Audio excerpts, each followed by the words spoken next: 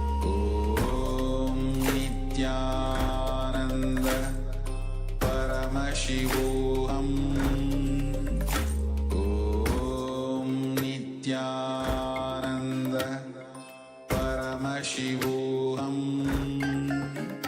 Om Nityananda Paramashivoham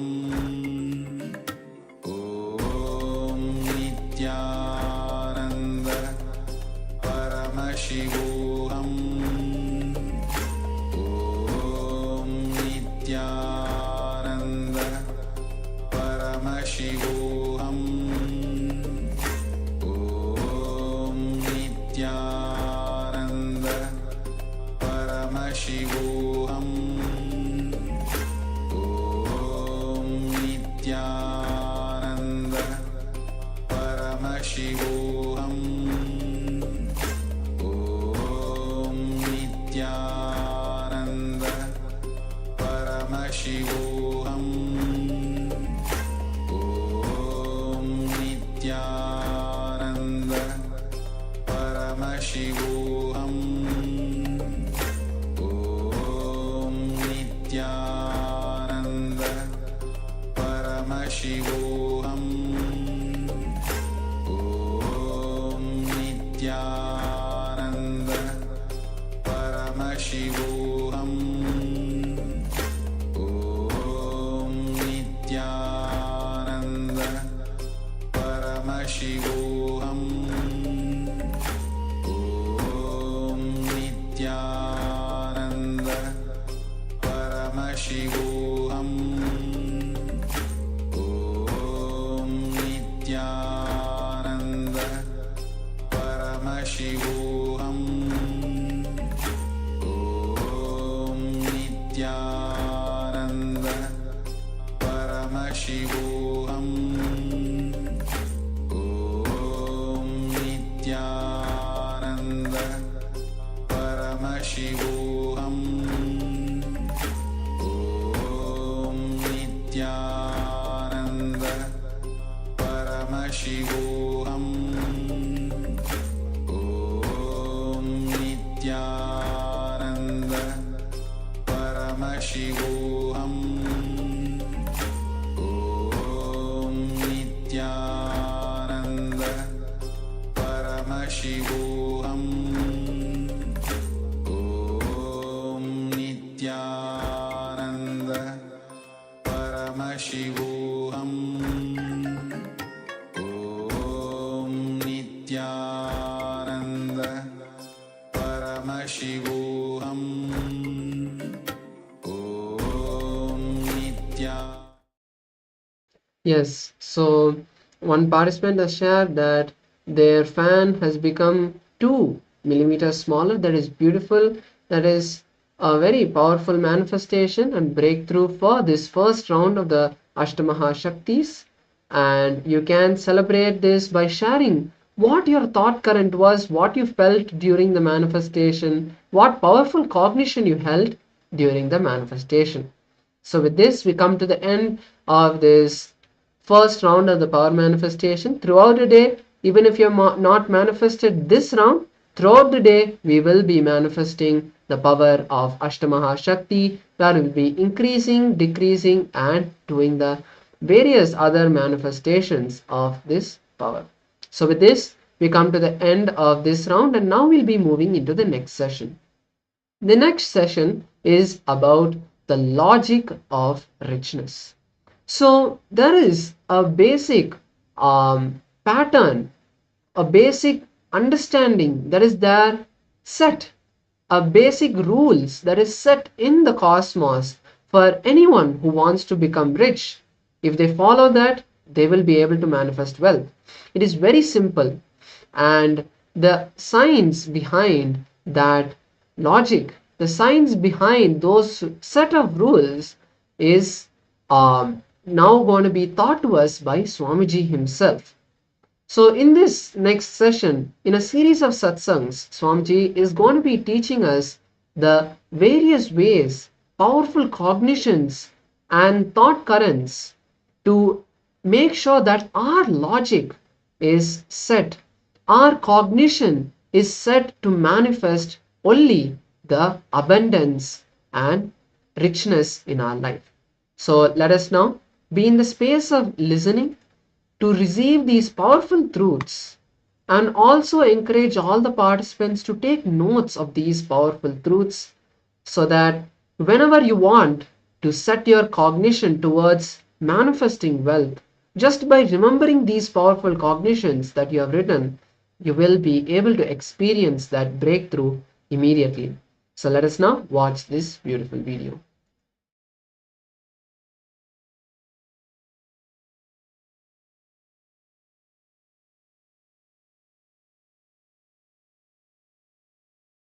A real rich man will be always generous because he will have so much confidence that he can manifest richness.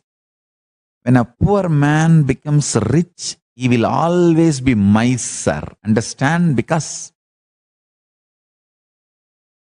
he doesn't know the logic of richness. Logic of richness. Richness can continue to exist as richness only if you allow your currency to be current. Listen carefully. By holding, never anybody can remain rich.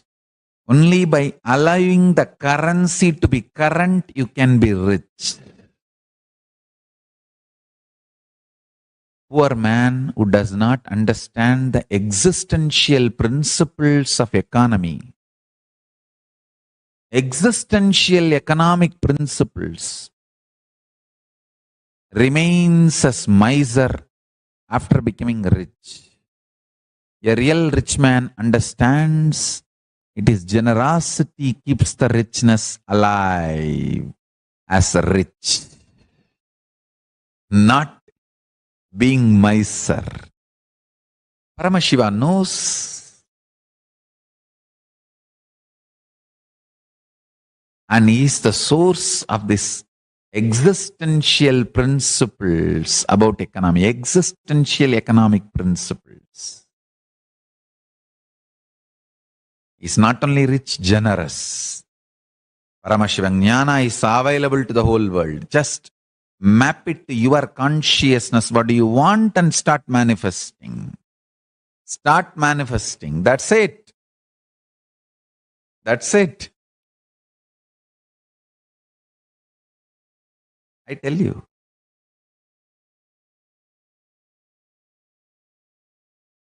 Miser man can never live or maintain his richness. And violent man can never be energetic intensely. No. He may be aggressive for short time, but cannot be energetic consistently. Only non-violence, inclusiveness, friendliness, intense love supplies consistent energy. I tell you. Non-violent man, even if he screams, it will be all about making you alive and living. Violent man, even if he gives you a gift, it will all be about either to convert you or destroy you. Understand?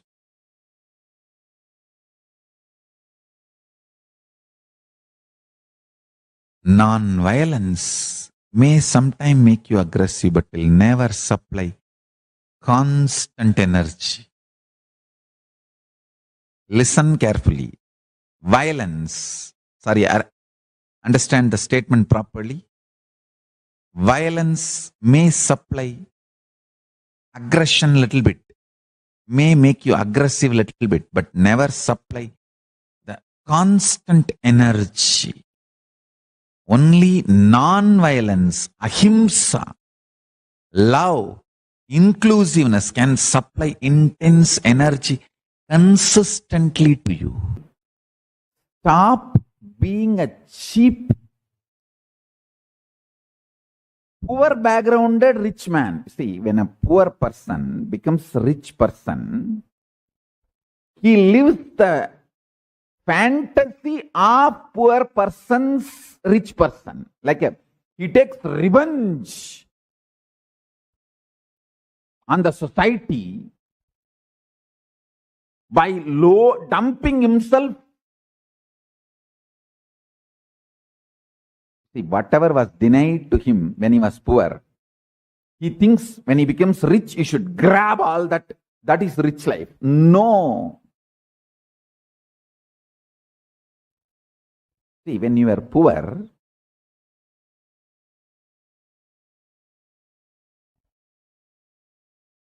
the quality food was denied to you is wrong. So add quality food. A good food which brings strength to your body. But junk food was denied to you is a blessing. Don't try to dump your body with the junk food. The poor man's fantasy of rich man, even if you live the poor man's fantasy of rich man, you are a rich man according to poor man, not the real rich man. Real rich man knows what is needed for him. Logic. It is like a poor man trying to live the fantasy of rich man and calling it as a rich man's life. Rich man is a man who worked for his richness and knows the signs of sustenance. Understand? When a man creates richness, manifests, he understands the signs of maintaining rejuvenation and what all the delusions and complications richness can bring, and how to get out and how to liberate himself from this so-called richness. A man who can play all 5 games with richness is rich man.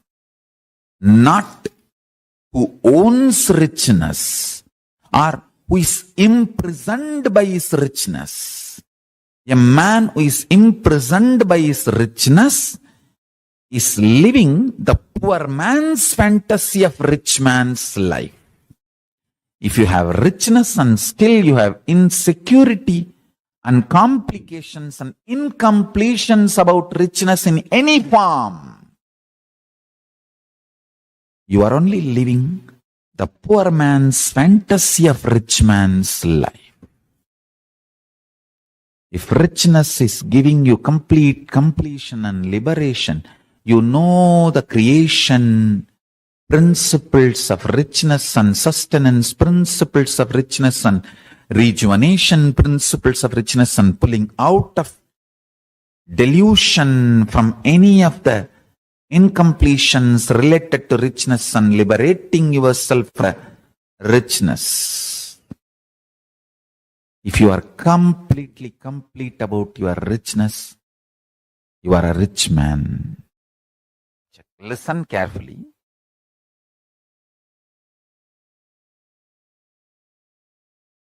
Inner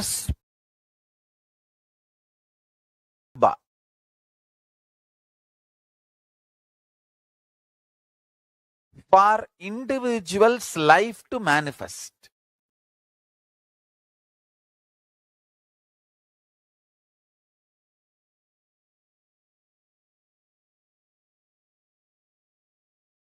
The individual's inner space is the Hiranyagarbha.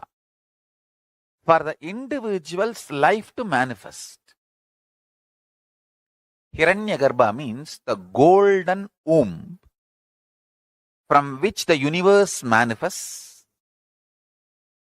Same way, our inner space is the golden womb, Hiranyagarbha, for us to manifest our lives.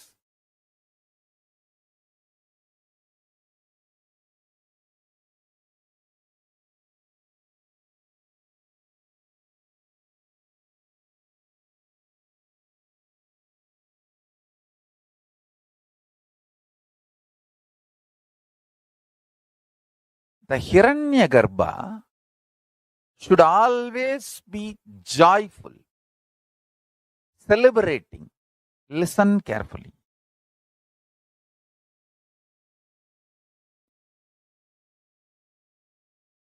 Poor are those who get affected by the words of others. stupid fellows. You will ever be poor as long as you are affected by others' words. Money is only one aspect of richness. Money is economical aspect of richness, not the life aspect of richness. Life aspect of richness is what you experience and enjoy in your Hiranyagarbha. Listen. What you enjoy as you in your Hiranyagarbha, life in your Hiranyagarbha, that is richness. My richness is my inner space which goes on surrendering itself in oneness with Paramashiva and downloads the Paramashiva Jnana and Paramashiva Vijnana and manifests it.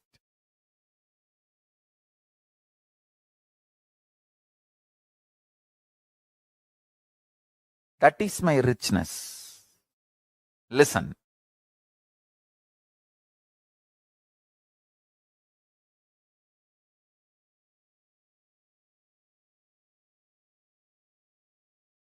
Listen.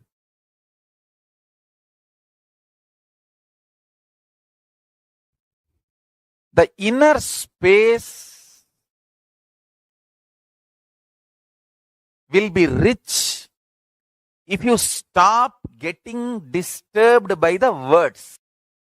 Rich being is a person who gets inspired only by the truth.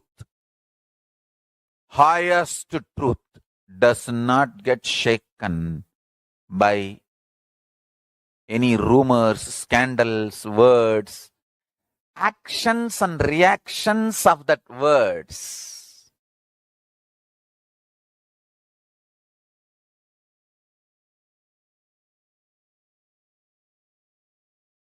Richi Swami used to tell me, வார்த்தைக்கெல்லாம் பயப்படக்கூடாதுப்பா தம்புடு. சாமியார்களுக்கு மான அவமானம்லாம் இருக்கப்படாது. வார்த்தைக்கெல்லாம் பயப்படப்படாது.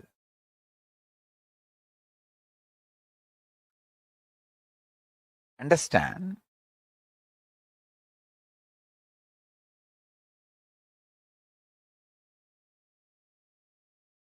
I tell you. You can keep your inner space richest as long as you don't allow the words affect you. Actually, I tell you, all my disciples, don't allow anyone's words to enter into your inner space other than my words. Just listen to my words. That is enough for you and your life's purpose, and do your business, generate wealth, carry on with your career, business, life. Other than your business, listen only to my words, that's enough for you. Nothing else is required. What else is required for your life? Nothing else is required.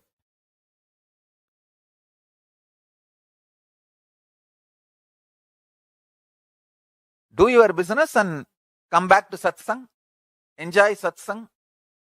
Have spiritual strength. Go and do more business, more energy, more alive, more success. Come back for satsang. Again, go with more energy. I am here simply sitting and pumping you with energy. Enjoy. Yes. Enriching makes you rich.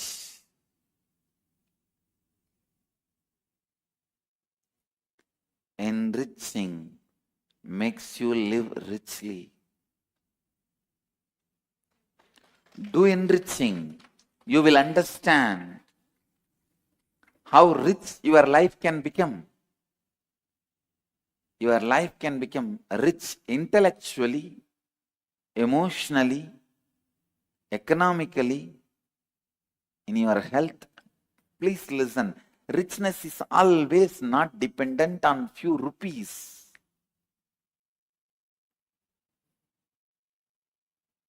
The few zeros you have in bank balance, I tell you, after it crosses 8-0, it is not even going to affect your day-to-day life. If the zeros in your bank balance is crossed 8, after 8 zeros, any zero you add, is your day-to-day life is going to change? No. Because you can't buy anything more with money after you crossed 8. How many of you are getting it? That's it. That's all. That's all I am saying. केवल लाभान्वित करने से ही आप संपन्नता के साथ जी सकते हैं. Rich in having people. I tell you,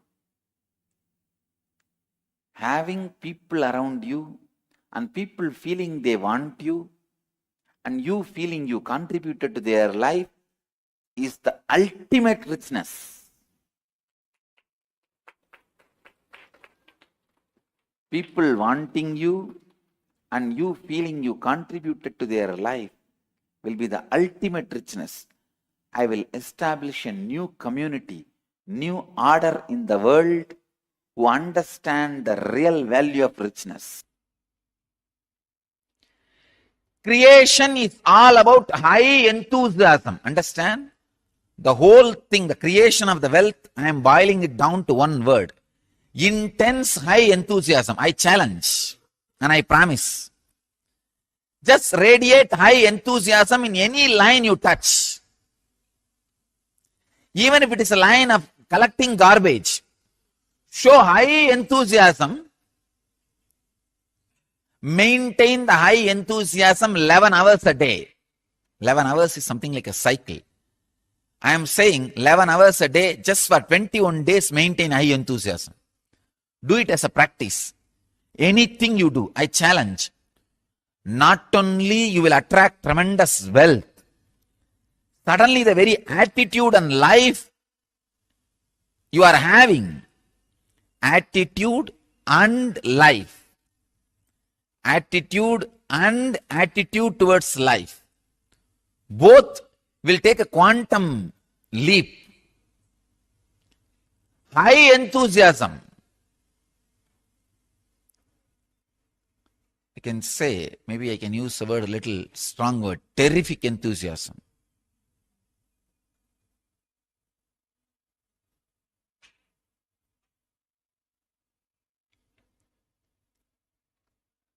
High enthusiasm is wealth. Anything you do, radiate high enthusiasm, that will become sacred. That will become sacred. I can say, if you have the high enthusiasm, you have received a prasadam from Guru. The real prasadam is not the food Guru ate or the water washed his feet. These are all outer prasadam. The real prasadam is the high intense enthusiasm. Enthusiasm in anything you do. Filling your being is the right job of the master, then fulfilling your desires. Fulfilling your desires are too small, then filling your being. A real master fills your being. Creation is all about high enthusiasm. Enthusiasm can never be brought by any reason. Understand? Enthusiasm is just internal quality, like you are breathing, like how you are alive, like living. Enthusiasm is high quality. It is your very quality. It can never be altered arranged, reorganized by any reason. It is just joy overflowing through your intelligence. I can tell you, use anything to create enthusiasm in you. Enthusiasm and addictions are completely opposite to each other. Things which addict you can never give enthusiasm. Things which give enthusiasm to you can never addict you. This is the truth. Don't think you can create enthusiasm through alcohol, through drugs. No. It doesn't happen. Maybe demonic excitement can happen by alcohol and drugs. Demonic excitement is not enthusiasm. In demonic excitement, you are not creative. You are violent. You just jump around like bhutas. They do not know what they are doing. They destroy. They never create. But in enthusiasm, you are not demonic or excited. You are only enthusiastic. Enthusiasm is creation, creativity. I can tell you, whenever you are filled with enthusiasm, those few moments, you are experiencing God intensely in your inner space. When you are having a big change in your life, but suddenly you have a guts and energy to face the situation, be clear, you received the prasadam.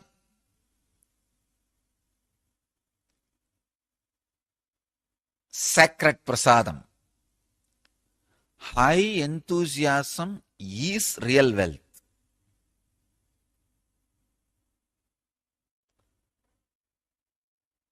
I tell you, all other things, even if you call it as wealth or have it as wealth,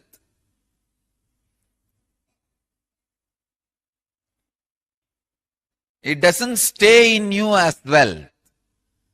Stay with you as wealth. High enthusiasm is intense wealth.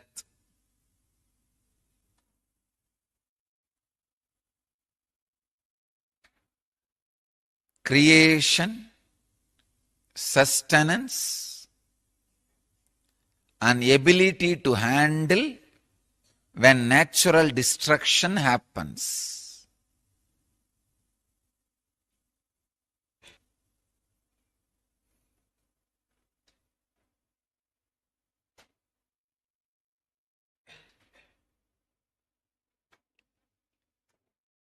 Extraordinary enthusiasm, which forms the base for creating wealth. That extraordinary reasonless enthusiasm is awakened only by inner practices. Who is wealthy? Who is rich? I am defining. Please listen. Who can eat when he is hungry? Who can drink when he is thirsty? Who can sleep when he is tired? Who is alive and active when he wakes up? Please understand. Who can eat when he is hungry? Not the fellow who has to eat whenever friends gather, family gathers, or whenever you need to eat for the courtesy's sake, you need to drink for the courtesy's sake. No. I won't call him rich. Who can eat when he is hungry, drink when he is thirsty, sleep when he is tired, be active when he is fresh. who has straightforward, simple, realistic life, living with reality. Neither the ambitions, whims and fancies are required to fuel him, inspire him, excite him, nor the delusory, fear, imaginary, illusory greed can drive him crazy. Understand? Wealthy man is one who is healthy within. Healthy within is wealthy. Who has the right context for life, right context for what he is doing. Anybody who feels he is completed whatever he wants to do, he is complete within himself. He is fulfilled within himself. Feels he is living long. Person who feels incomplete always feels death comes much earlier. Death has come untimely. Please understand, there is no such thing as untimely. Death can never come in untime. He comes in time. He doesn't know something called untime. He always comes in time. When you have the context of being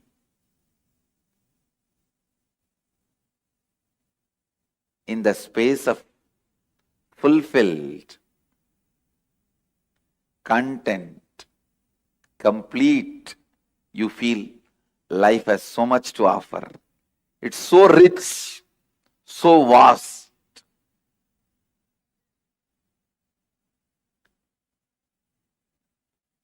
The person who feels life has so much to offer, life itself is too much, is wealthy.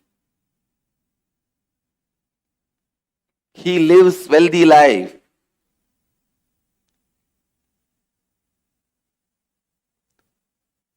Once you feel complete, you will feel like overflowing with life, sharing it with the whole world.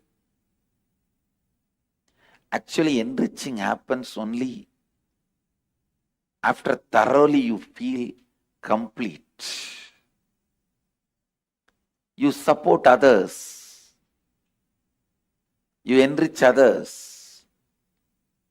You enrich everyone's life only when you feel fulfilled, completely complete.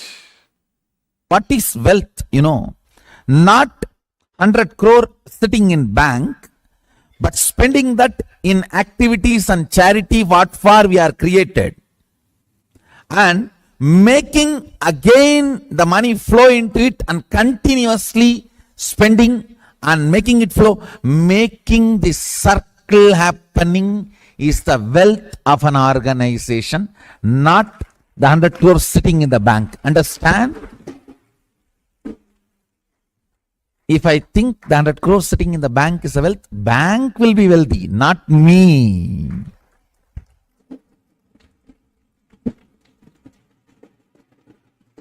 I am not interested in working to make bank wealthy. I am interested in making this Sangha wealthy. What is the wealth of the Sangha? Its ability to generate and spend on its mission, on its goal. Listen carefully. Acid wash your ideas about money with this clarity. Let your idea about money be aligned to your goal, not to your greed.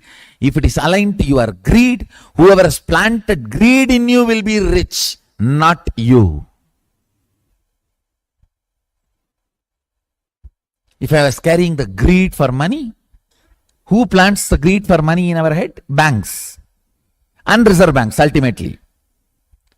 So I'll be putting all the money into them. So who will be rich? They. I will be just working as a slave for them to be rich. That is not economy. That is not intelligence. Wealth means the structure which receives and spends it off, which has a courage and confidence to receive more and spend it off, receive more and spend it off, receive more and spend it off, making this mission happen. Ability to do what we are doing, what we are supposed to do, is the wealth of the Sangha. Not me. And I am not interested in working to make somebody else wealthy. No, I am very clear. I am brilliant. I'll tell you one small powerful cognition.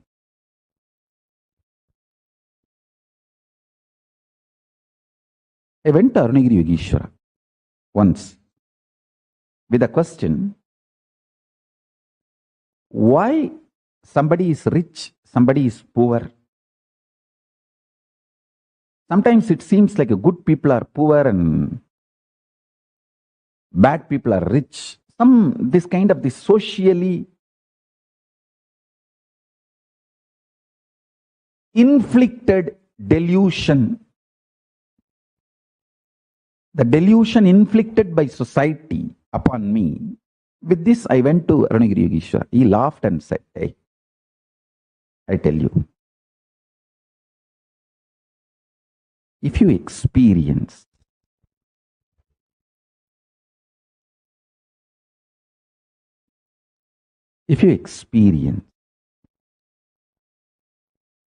this whole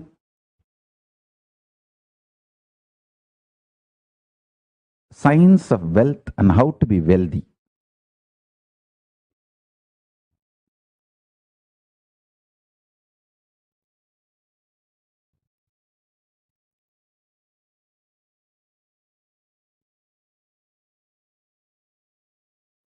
all the society's ideas about wealth, deluded ideas about wealth, everything will disappear in you. I'll give you simple, straight teaching. I said, that's great. Please tell me, what should I do? He gave me one word.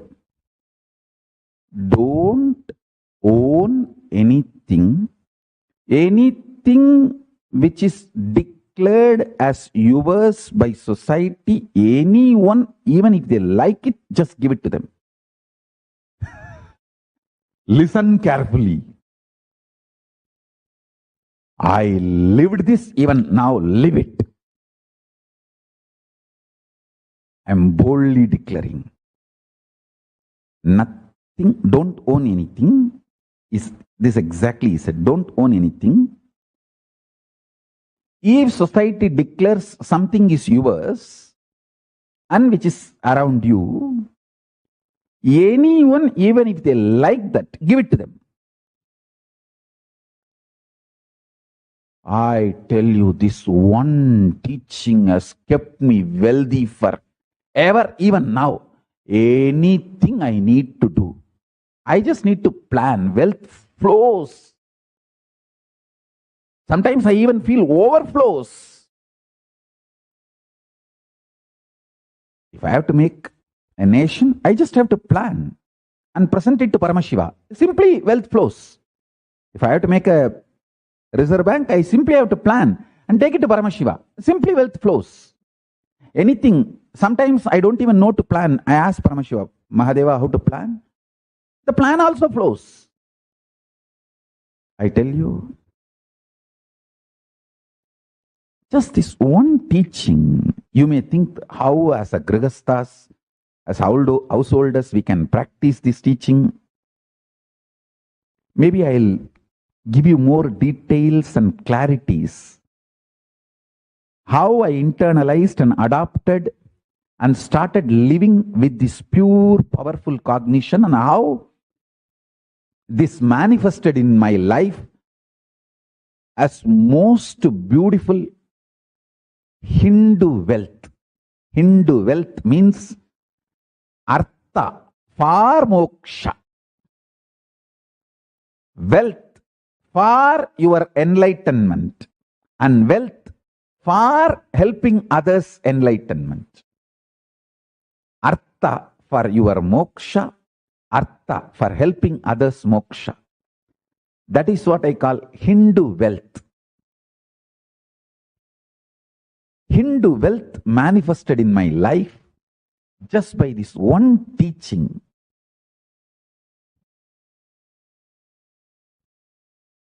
Of my Guru, Arunagiri Yogeshwara.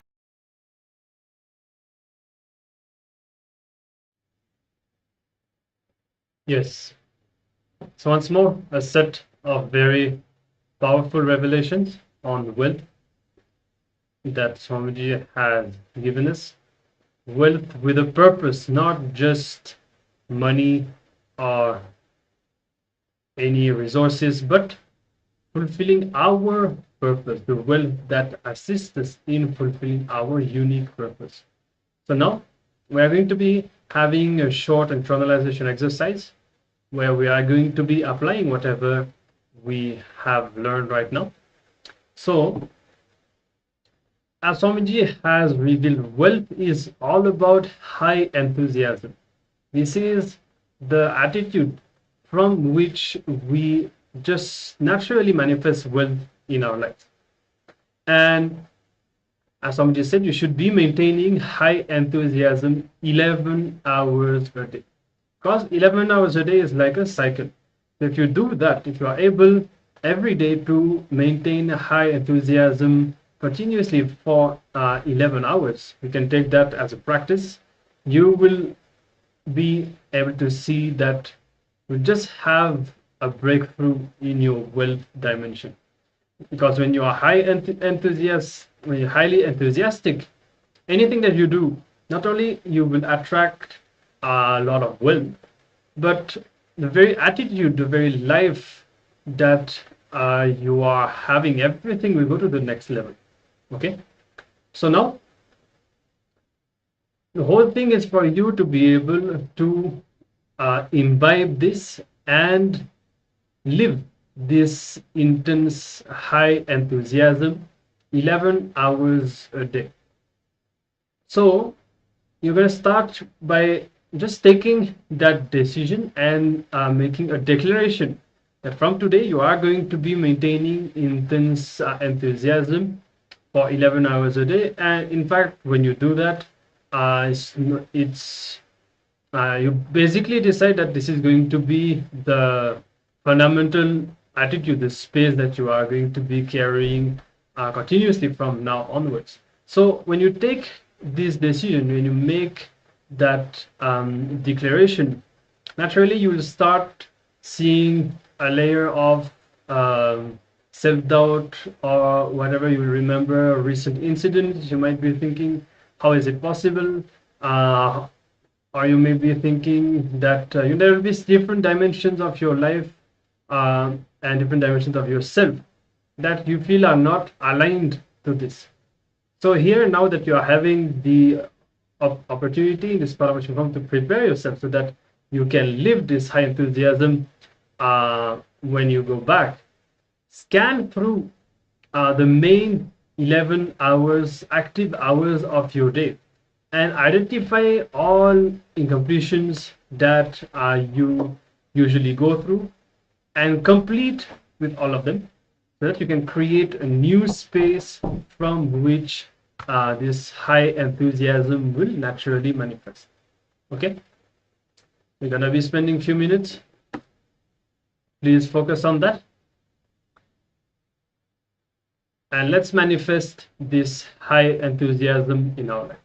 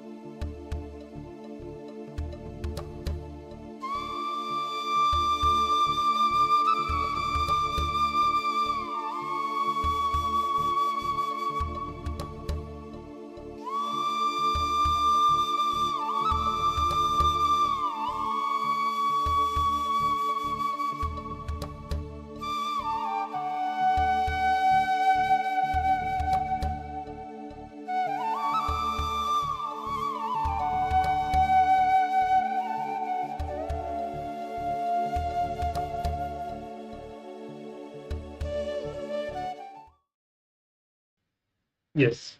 So I hope you're all done with this completion. If you are seeking to manifest wealth, keep in mind that only when you are able to sustain this intense, continuous enthusiasm for these many hours a day, for 11 hours a day, only then we will have the inspiration, energy, and intelligence to perform more and more actions, and we will naturally invite the wealth manifestation in our life. All right. So with this, let's move on, and we are going to be entering into our next session and another round of the power manifestation. Yes. So now we are going to be manifesting the next power of the Ashtamaha Shaktis, which is Gharima. Gharima is the ability to increase your weight or increase the weight of an object. So we are going to be increasing our own weight, or you can, if you don't have a weighing scale at your current place, you can manifest the power of increasing the weight of a small object and use your phone as a weighing scale. So if you just go to the either Play Store or the App Store in the iPhone, you will be able to just search for a weighing scale app, and then just download any one of the free applications that are shown to you, and then just install it, and then you will be able to use your phone itself as a weighing scale for small objects. So let us now enter the power manifestation. Now please start weighing an object, or if you have a weighing scale with you, you can weigh your own self. Take the measurement, base measurement for yourself. Once you have measured your own self, then you can come and be seated. Close your eyes, connect with Paramashiva, request him to manifest the increase in weight, and then visualize yourself increasing, visualize the weight of your body increasing, and then after the manifestation we'll be very fine. Let's begin. Paramashivoham Om Nityananda Paramashivoham Om Nityananda Paramashivoham Om Nityananda Paramashivoham Nityananda Paramashivoham Om Nityananda Paramashivoham Om Nityananda Paramashivoham Om Nityananda Paramashivoham Om Nityananda Paramashivoham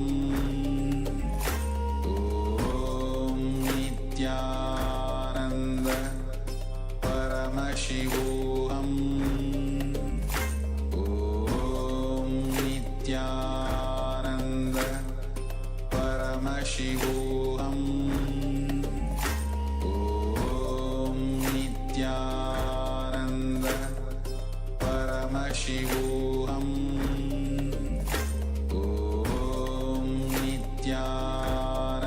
Nityananda Paramashivoham Om Nityananda Paramashivoham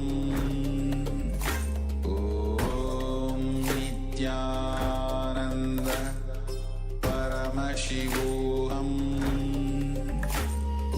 Om Nityananda Paramashivoham Om Nityananda Paramashivoham Om Nityananda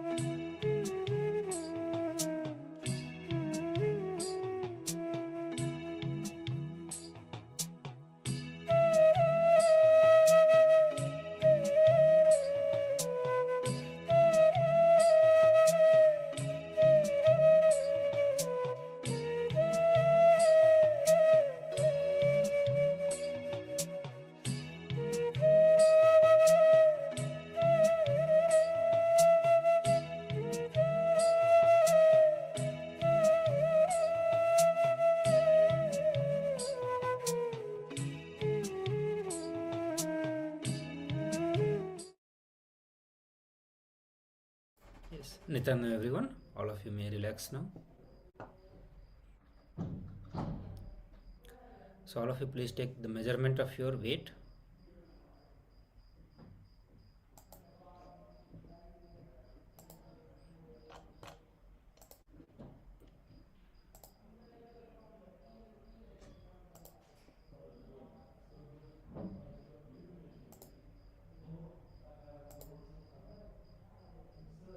Yes. I request all the participants to take the measurement of weight and verify it against the previous weight. That way we'll know about the power manifestation. And also let us know how many of you are able to manifest the power, how many of you are able to actually change the weight of your body. And if you are working with any of the object, you can do the same with the object also.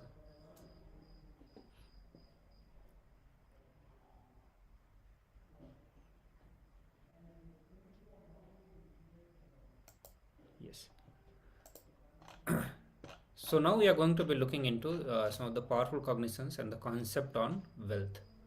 So we are going to learn the various understanding that Swamiji has given on the wealth. We all have certain understanding about the wealth, money, and when it comes to abundance. But the definition that Swamiji would be giving, just by the definition, you will come to this realization, you will come to this conclusion that just by knowing the definition of wealth, you will become wealthy.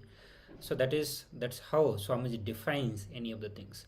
And all the definition that Swamiji gives is also the solutionary definition. Means by knowing the definition, you also know how to create it. So he will not be giving a definition of wealth, which it theoretically you will understand, but you will not know how to create wealth. For creating wealth, you need to do something else. But here, if you come to this understanding, if you are able to cognize what is wealth, you also know how to create wealth also.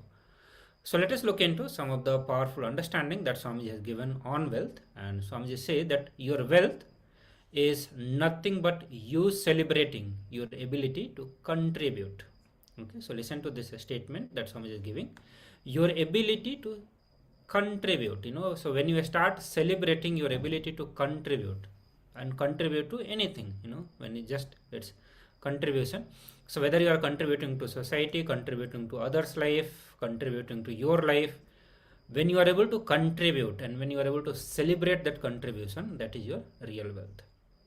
Understand, anything is elongated, expanded by celebration. So when you start celebrating that, you start experiencing expansion in that direction, in that dimension of the life. So if you add more and more celebration in your life, you will get more and more involved, more and more intense, more and more beautiful, more and more expansive, and you will have access to more dimensions and realms of the cosmos. So now you know one of the powerful technique, and Swamiji gives the technique to be celebrating. So in any of the dimension, if you want to expand, if you want to grow, if you want to grow more and more in that dimension, just start celebrating. If you celebrate more, you will become more involved automatically.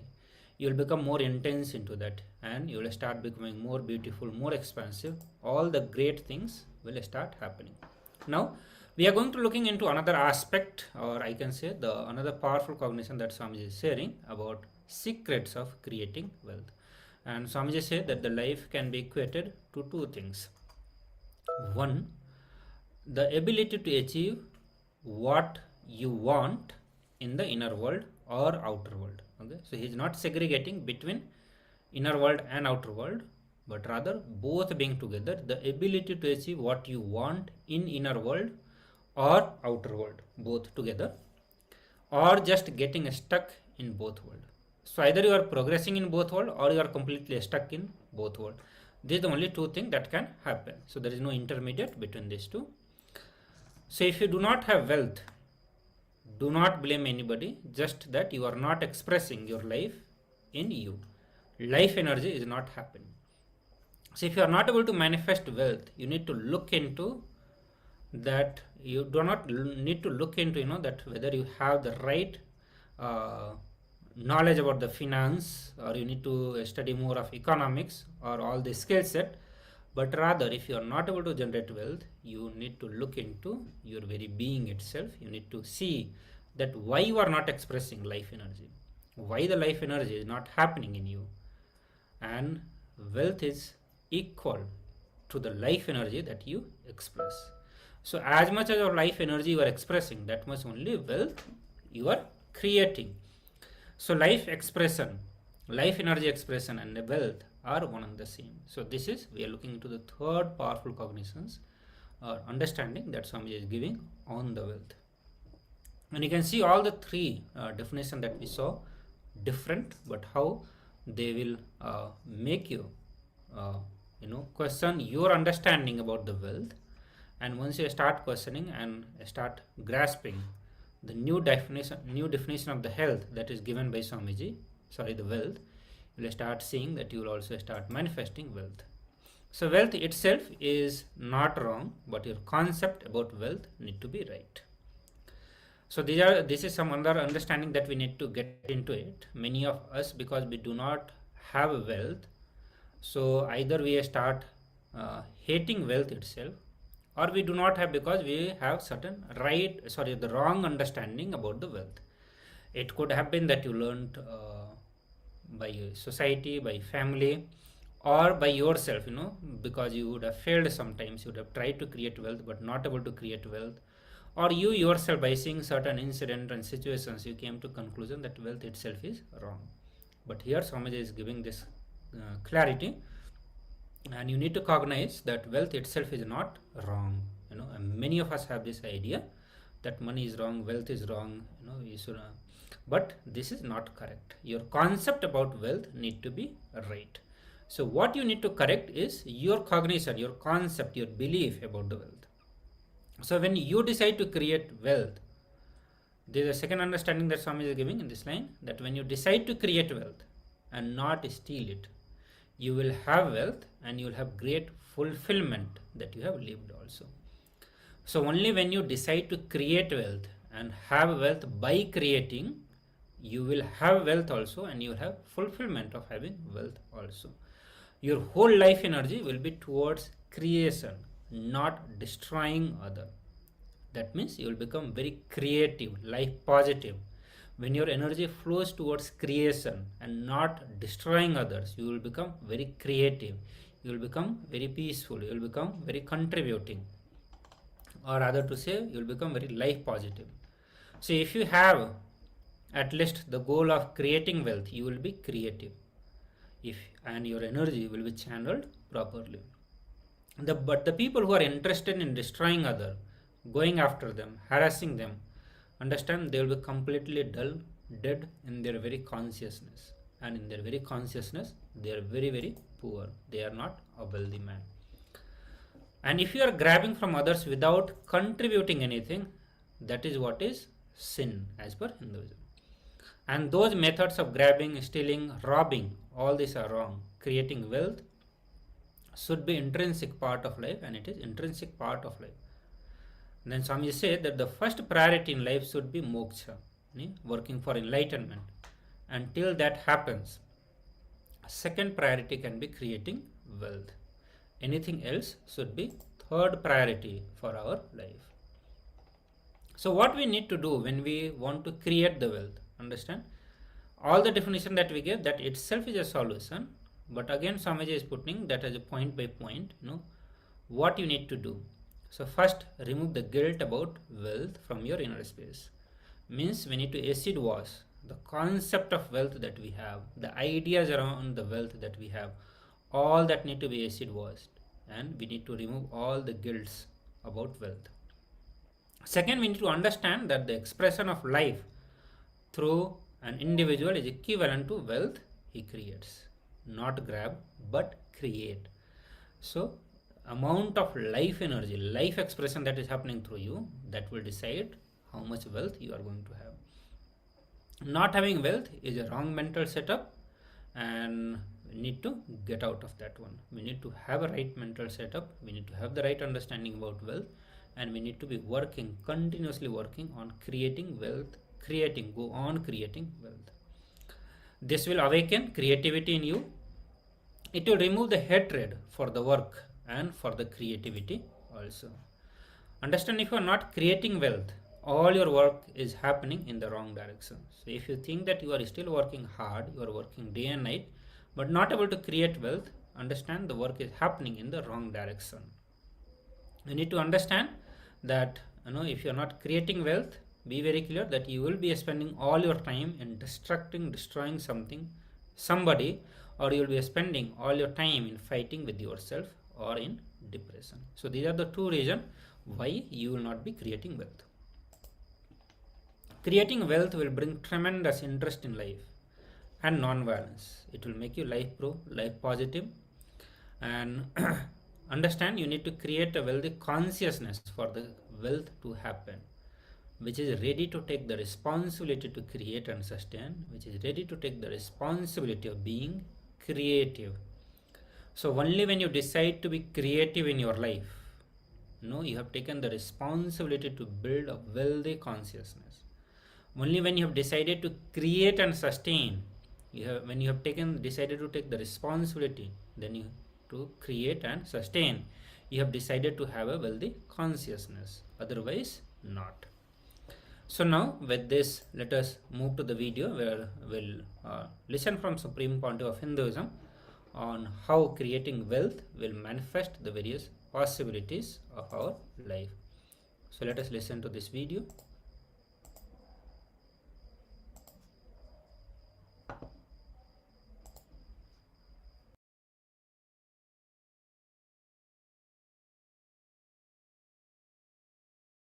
Respects. Let me introduce the program, Yen Wealth.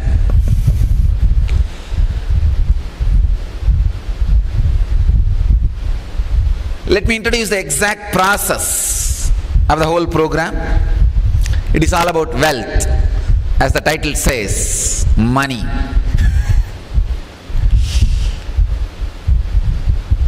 The first question: what an enlightened master has to do with wealth? Why should he talk about wealth? He is supposed to be talking about renunciation. But he is talking about wealth.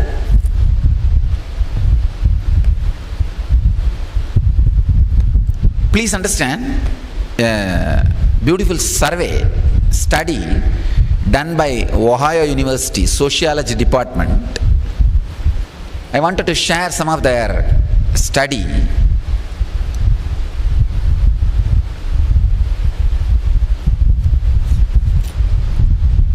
It is done national level in US.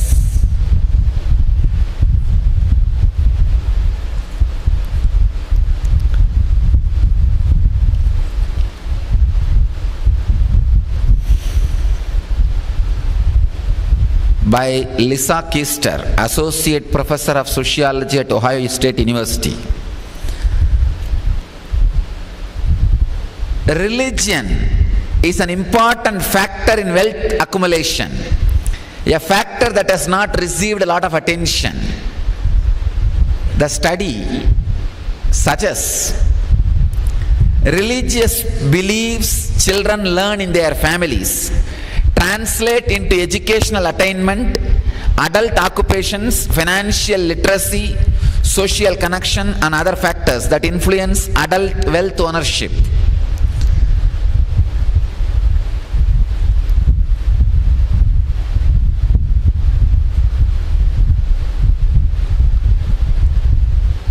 One more important thing, the study says, it is not only the religious affiliation. People who attended the religious services regularly accumulated more wealth. God pays you.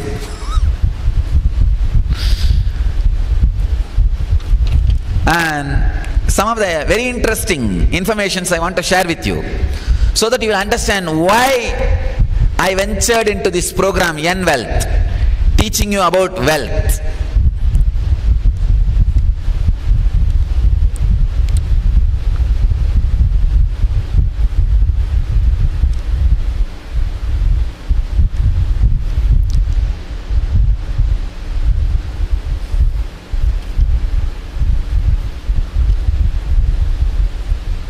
the study says religious beliefs are directly connected to the wealth they create and accumulate. Conservative Protestants don't accumulate too much in this life. Jews encourage pursuits that lead to wealth accumulation, high income carriers and investing. And you will be shocked to know a median net worth of a Jew is $150,000, $150,890, 3 times more than the net worth of an entire sample. And conservative Protestants, Baptists and Seventh-day Adventists and Christian Scientists, only 26,000. Please understand, Jews 150,000 and conservative Protestants are just 26,000. Half of the net worth of the entire sample. Jews are 3 times more the entire sample, and conservative Protestants are half of the entire sample. And statistics of the communities that remained asset poor, Jews are only 1% asset poor, Protestants are 15% asset poor, Catholics are 7%.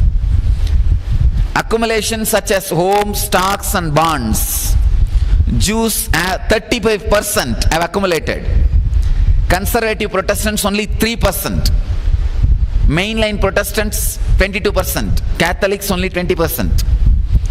Early life investment and high risk, high return assets such as stock and bonds to earn wealth, Jews 1/3 of the population do this, conservative Protestants 0% of the population does this, mainline Protestants only 7% and Catholics only 4%.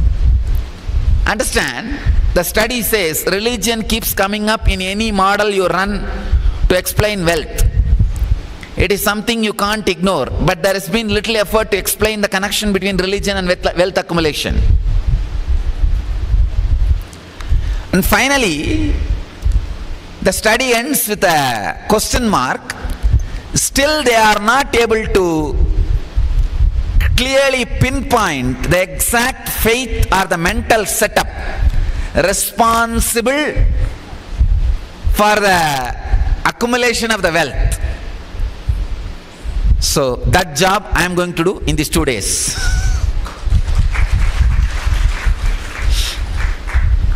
Understand, religion and wealth are very closely associated. That is the reason I ventured into teaching you how to accumulate wealth. First statement I wanted to make, the first statement of this program: wealth is not a thing to be accumulated or managed. Wealth is you. Please understand. Wealth is not just a thing as you think to be accumulated or managed or created or celebrated. It is you.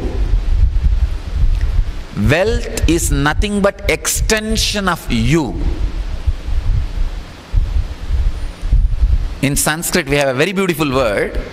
Lakshmi means intensified goal. When the Lakshya is intensified in you, it is Lakshmi. Intensified goal is Lakshmi. The right mental setup directly makes you create and celebrate wealth. I don't even want to use the word creating and sustaining. I wanted to use the word creation and celebration of wealth. The right mental setup is required to create wealth, to celebrate wealth, Only an enlightened person can teach you the mental setup, can create the right mental setup. That is the reason I took up the program on wealth. The usual question an enlightened being is supposed to teach: renunciation. Please understand, how will you renounce unless you lived? I have seen wealthy man, I have seen poor man's renunciation, I have seen wealthy man's renunciation. I have seen all these three. Please understand, I have seen poor man renouncing what he doesn't have, and wealthy man enjoying, and I have seen wealthy man renouncing. All these three mental setups I have seen. I wanted to let you know,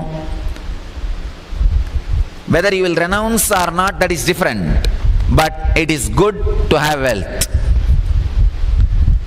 I completely support creation and celebration of wealth. I'll explain the detailed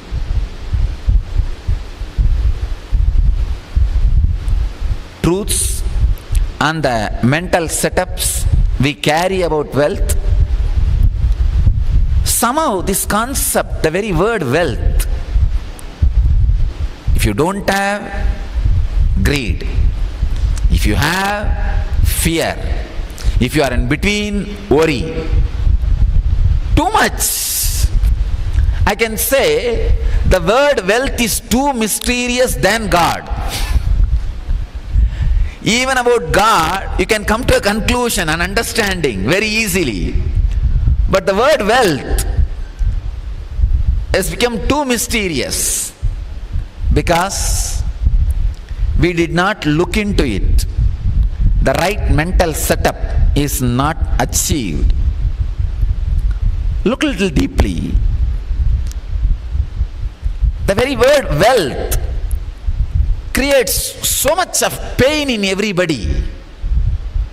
Either you had too much of greed and did not have it, or too much of fear of poverty, or too much of failure ideas. The moment the word wealth is uttered, too many of your failures crops up in your system,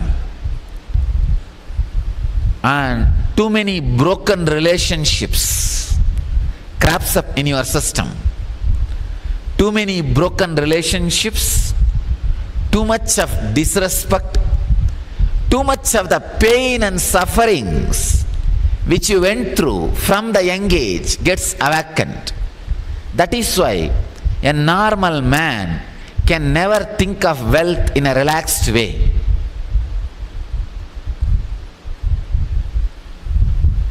Just look in. Even if you want to think about creating wealth, secretly you sit and think.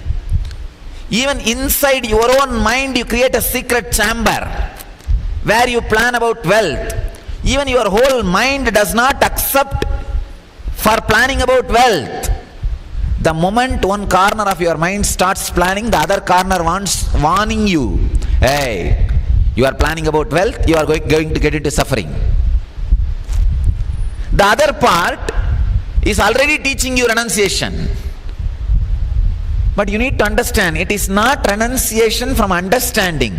It is renunciation based on the tendency of moving away from life, escaping from life, a wrong attitude.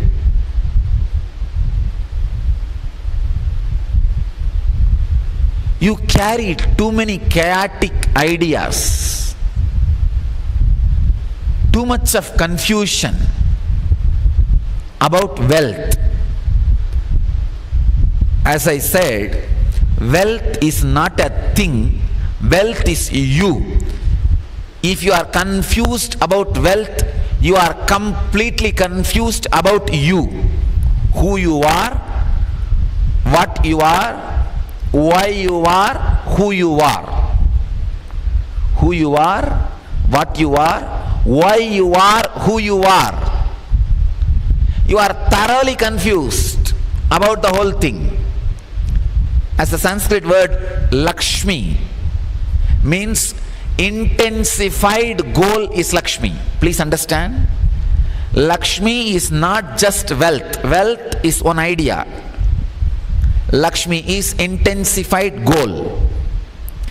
When the goal is intensified in you, alive in you, awakened in you, wealth is inevitable.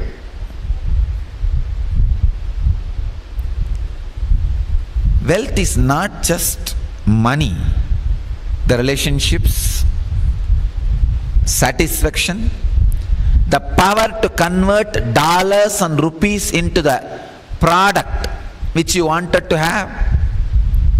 In Sanskrit, we have 8 dimensions of wealth. In the next further sessions, I'll talk about it. We call it Dana, Danya, Virya, Vijaya. Different dimensions of wealth. It is a thing, it is not a thing, it is your very being. Only when your being becomes proper, the wealth gathers around you, wealth happens around you, and you celebrate it. And wealth can be adding to your life.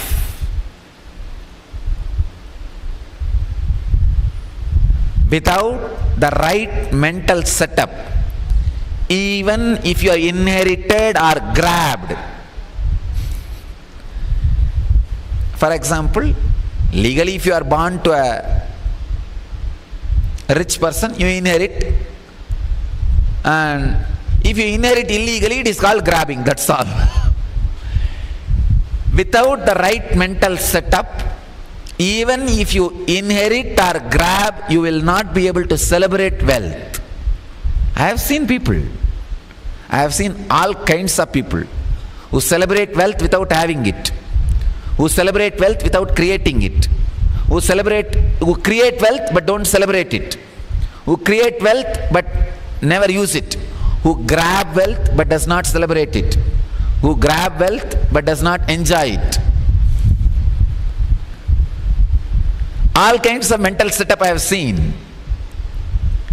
A right mental setup, a right understanding about wealth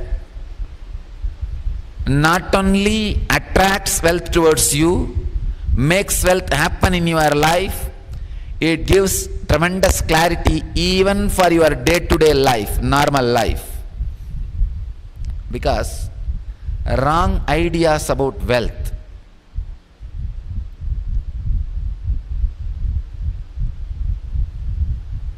becomes a self-impediment for your very growth, for your very understanding, for your very living.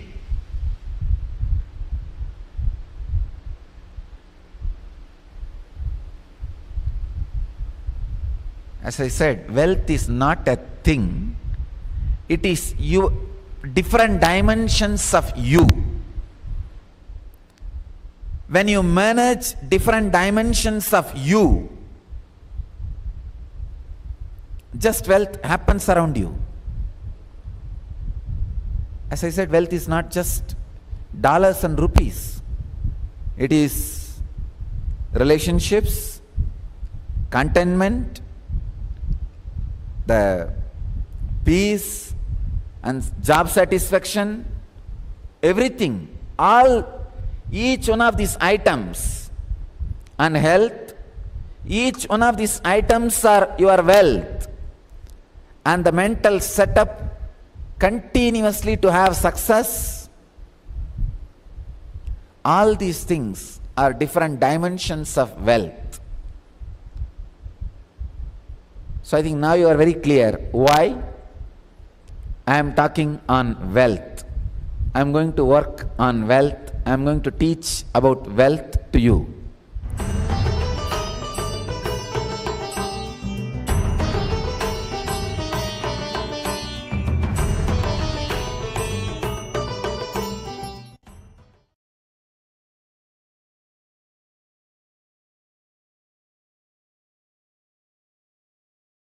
Yes, Nityananda everyone. So after going through the various powerful cognition, now it is time that we apply those principles and start looking into the concepts of wealth or abundance or the money, and start doing acid wash and start having the powerful cognition that Swamiji has given. Yes. So now let's go through what is wealth as per Hinduism. So let's see what Swamiji has revealed. People who understand everything is number becomes wealthy just like that. Wealth is nothing but understanding the number, that's all. So if you understand the number, then you know how to create wealth. If your brain is able to be friendly with the numbers, you will become wealthy. People who have incompletions or anger with the numbers does not want to keep the numbers in their memory remains poor. Now, so let's understand what is wealth. Knowing the knack of how you have to be useful to the society and enrich it. So if you know the knack of how to be useful to the society and give it back and enrich it, so they enrich you, that's all. So it's a cycle. You enrich and you get enriched. That's all is money. If you think money is too big, just by making it, you will become tired.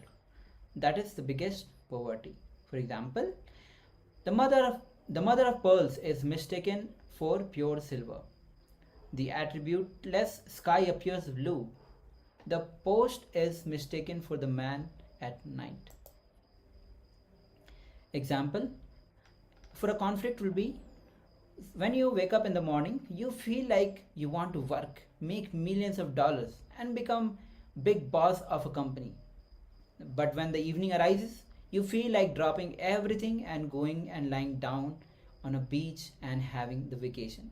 This is what the feeling that most of the people have. One side you enjoy the busy life, other side you mind just want to get rid of everything. Now, these are the self-contradictory desires. You need to understand these self-contradicting desires yourself within one statement. For example, my headache should get cured. The more and more number of times you tell my headache should get cured, you actually are strengthening your headache inside, because you are repeating the word headache.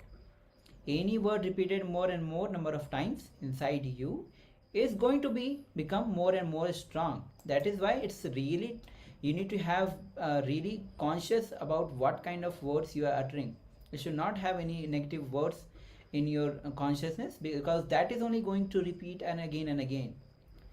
Now, so let's understand what is the difference between conflict and contradicting desires. Conflict means feeling different things at different times and you do not have the clarity. Example, morning you want one thing, evening you want completely opposite thing. This is a conflict. But whereas the contradiction means at the same time giving life to both the energy. Like for example, it will be, I want to get rid of headache. So you want to get rid of headache. You are uttering these words, at the same time you are uttering the word headache also. So it's a contradictory desire. Now, let's understand what is complicating desires. So first we heard about the conflict, contradictory. Now complicating desires means you don't ever know why you are doing it. You just complicate things. Example of complicating desire would be, if you talk to your spouse about this problem, now at that moment it will be solved. But you think, why should I talk to him? Let him first smile at me. What is the hurry now? I will talk day after tomorrow. This is complicating things which can be easily sorted out. So this is the example of complicating desires. Yes. So now after understanding this, what is complicating and what is contradicting desires, now we are getting into the assignment, and you are going to write down all the desires that you have related to money in all the three forms. And those three forms are earning money, spending money, and saving money. So in these three areas, you are going to write down all your desires, and with that, after that, we'll write for each of these desires, you are going to identify if you have any conflict, contradictions, or complications. Okay, and when you are writing that, write that in details. So do not try to write as a bullet point, but be as descriptive as you can be. I'll also project these assignments. Yes, so now you can see those assignments. And then the third is going to make a list of all the conflict free, contradiction free, and complication free desires that you have about wealth in all its aspect, in all the three aspects, which is earning, saving, and spending. So let us start the assignment, and let us know if you have any issues. And also I'd like to congratulate Ma for manifesting the power, as he has mentioned in the comment that she added 35 gram. That's really great to see all of you manifesting the powers.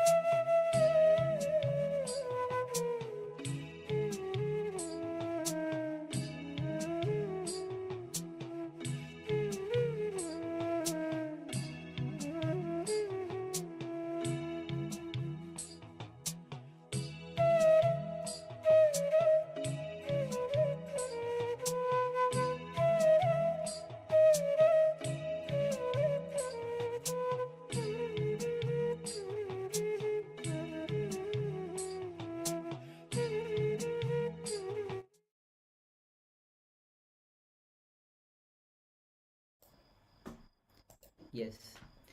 So now, after this exercise, now we'll be moving on to Kriya, where Swamiji clearly explains about this Kriya. So let's get ready as we are going to practice this technique given by the Supreme Pontiff of Hinduism himself. So, Anrea is a profound yogic practice derived from the ancient Nata Sampradaya aimed at balancing life's prana for health, mental clarity, and spiritual awakening. Scientifically validated to increase the mitochondria energies. This Kriya offers anti-aging benefits and a pathway to enlightenment. Now, let's understand the benefits of the Kriya.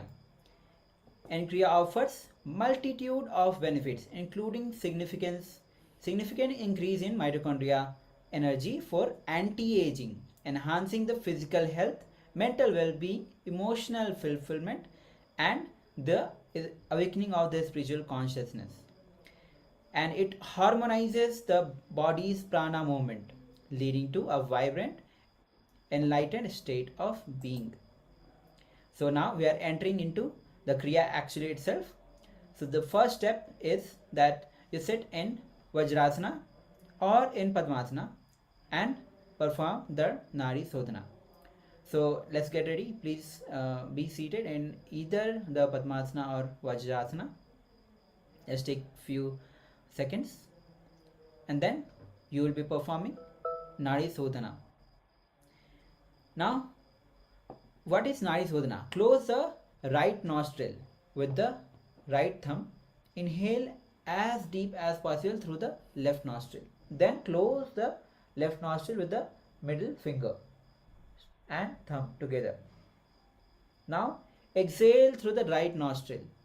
Then again inhale through the left nostril. This is one cycle. So inhalation, exhalation, and then inhalation is one cycle. You have to repeat this Nadi Sodhana 11 times. So let's get ready for the first step.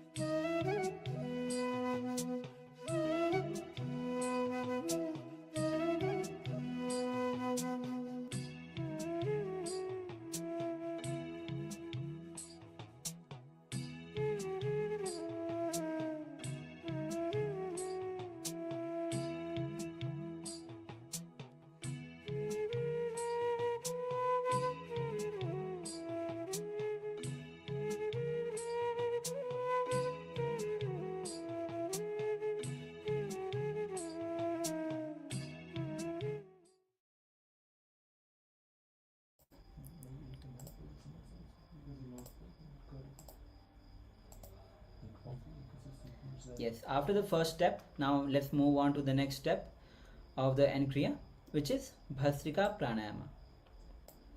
So let's get ready. Now the step for the Bhastrika Pranayama is pull your lower abdomen in. This is the first, and then up and exhale. Don't shake the whole body. Use the lower abdomen. So once again, I'll be repeating this Bhastrika Pranayama.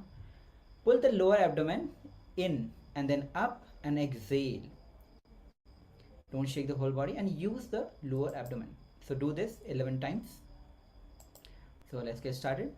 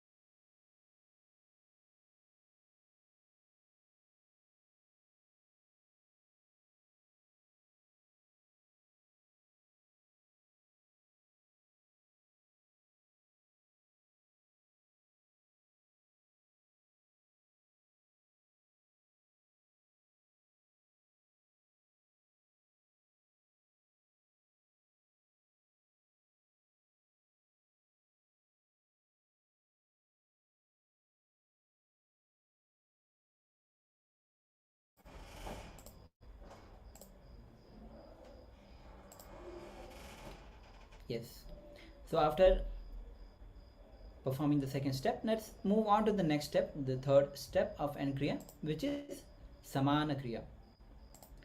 So now, in this Samana Kriya, slowly inhale as slowly as possible, hold as long as possible, and exhale as slowly as possible. Keep the lungs empty as long as possible. So this is actually the 4-step process. Inhale slowly as long as possible, then hold as long as possible, then slowly exhale as possible, and then empty the lungs as long as possible. So do it slowly. We'll be doing it. So this 4th cycle is completing as one cycle. 4 process: inhalation, holding, exhalation, and holding is one cycle. So repeat this 21 times.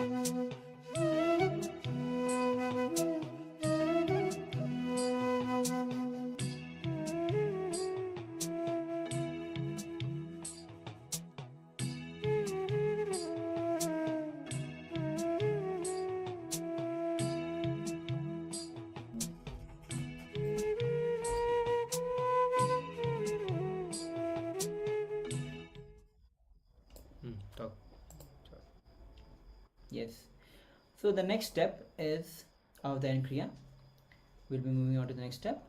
Put both your thumb on your respective ears. Index and middle finger on the eyes. Ring finger on the nose and the little finger on the lips. This is called Shambhavi Mudra. If you can see, place both your thumb on the respective ears, index and middle on the ears, middle on the nose, little finger on the lips. This is called Shambhavi Mudra. Close all your five senses and block the nostrils. Stop the energy going out. Send the whole energy intensely inward. Hold as long as possible. Release when you feel you cannot hold anymore. So do every cycle, repeat this 21 times. Every cycle you repeat as long as you can. Do it intensely. Yes. You have to exhale from. Okay. So let's continue this process 21 times. So this is Shambhavi Mudra.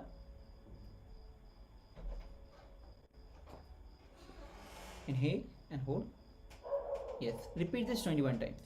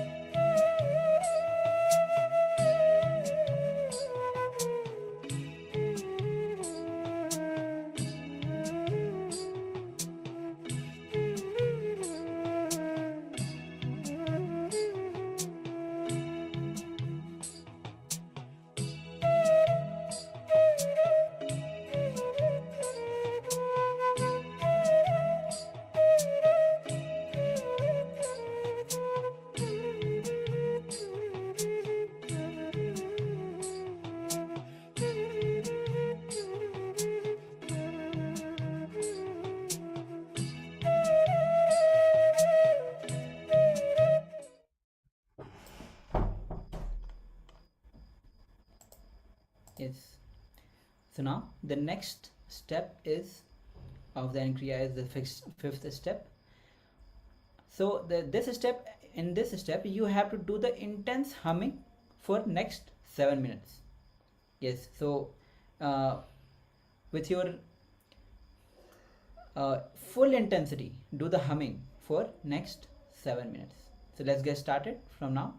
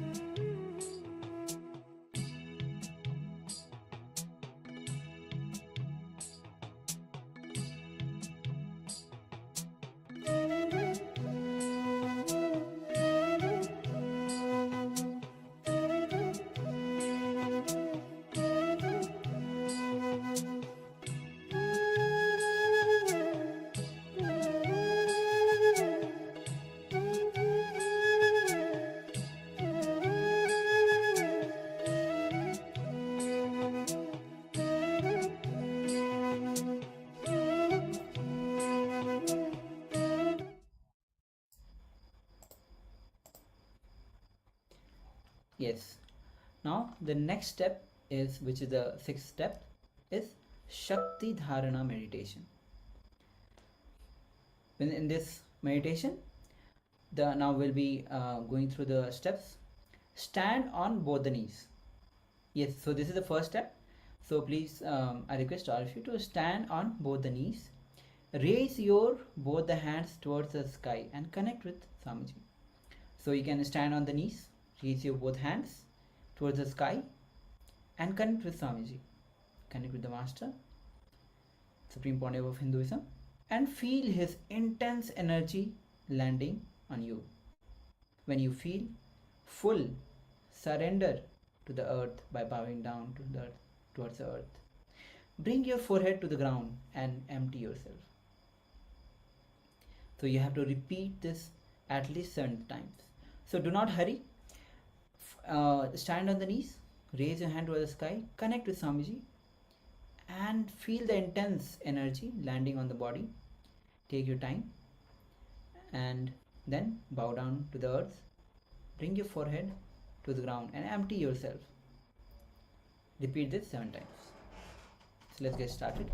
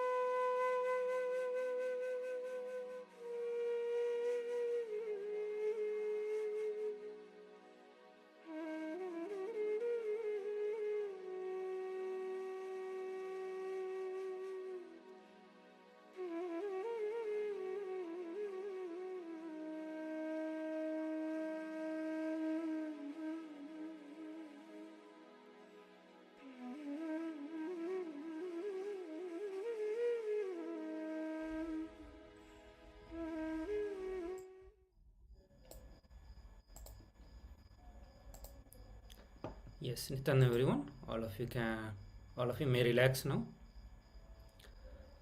So, if you are in the middle of the process, if you have not completed 7 times, please finish that one and then just sit in a relaxed manner. Connect with Swamiji and send healing and compassionate positive energy towards the whole world. Bless the whole world.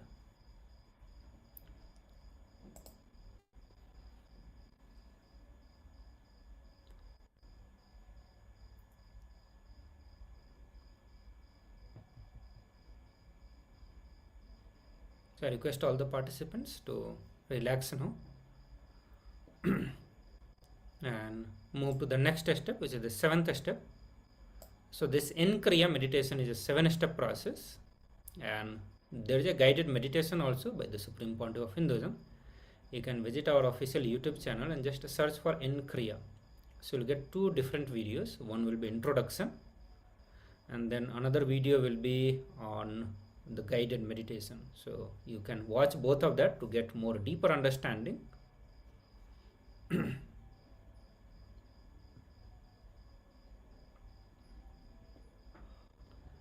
So just sit in a relaxed manner, connect with the Supreme Pontiff of Hinduism.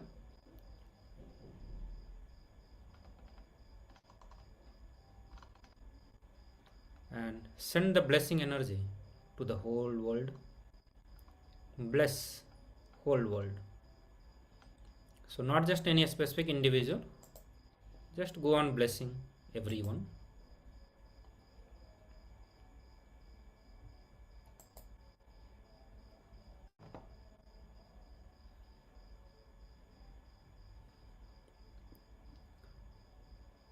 So continue to be in the relaxed space.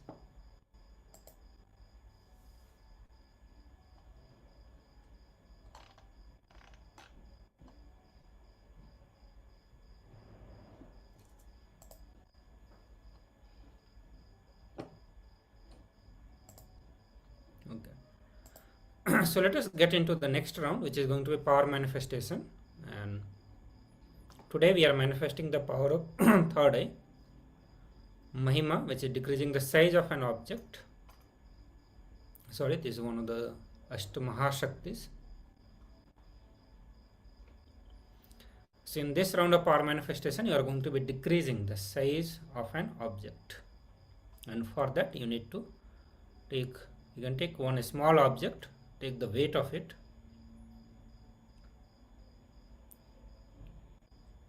So all the participants who do not have the weighing machine, I would suggest to buy this one, because once you move to the level 3, there also you may need this power manifestation.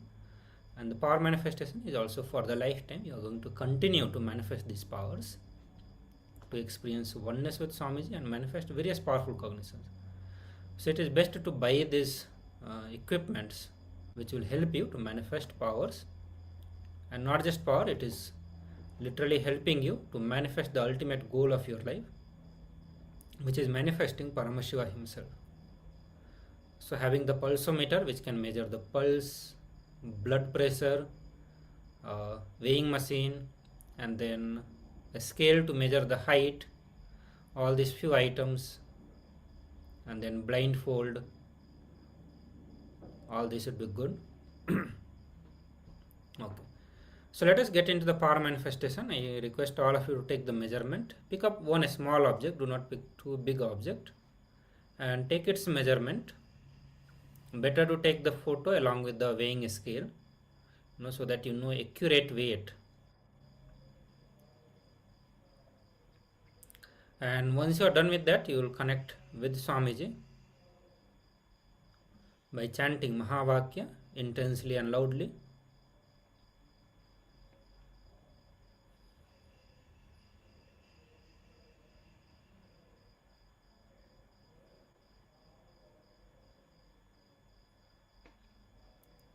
Chant intensely and loudly. Hold this declaration to decrease the size of an object. Just hold the Satya Sankalpa in your inner space and relax in oneness with Swamiji. You don't need to create any kind of pressure to manifest it, or neither be too worried about manifesting the power.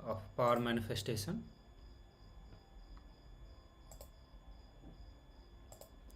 I request all the participants to share the result of power manifestation. Let me know how many of you were able to manifest the power.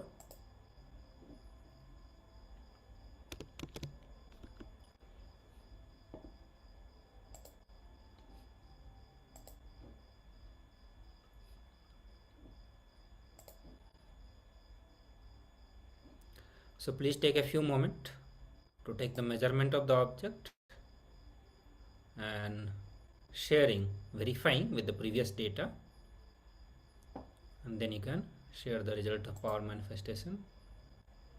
Let us know how many of you are able to manifest this power.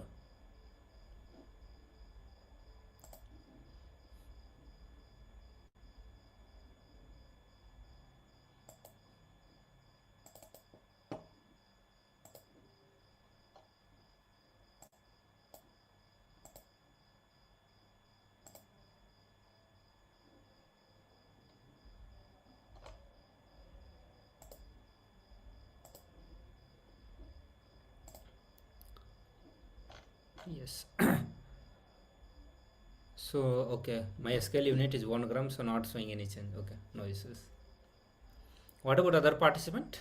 Any of the other Chinese participant who manifested the power? Okay. Also, we are getting ready to move to the next session, which is on understanding the comparison and jealousy. You know, this is one of the aspect of life where we spend so much of time, and many times we spend our whole life in chasing something which was not our desire, which we did not wanted it, but rather we borrowed from somebody out of comparison or the jealousy that happened. And there are many aspects of our life, you know, where we always have the jealousy or the comparison, and based on that we make decisions, we take the actions, and we continue to live that life. So it's very important for all of us to understand how to get out of jealousy and comparison and be focused more on what we want to manifest in our life rather than what we are manifesting because of somebody else. So let us watch this powerful discourse from the Supreme Pontiff of Hinduism.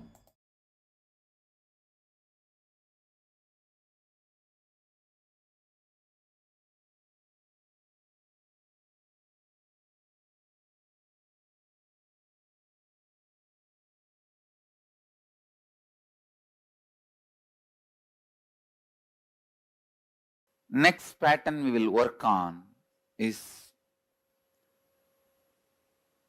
the pattern of jealousy and comparison. Vishuddhi chakra, throat center. The thought pattern of jealousy and comparison.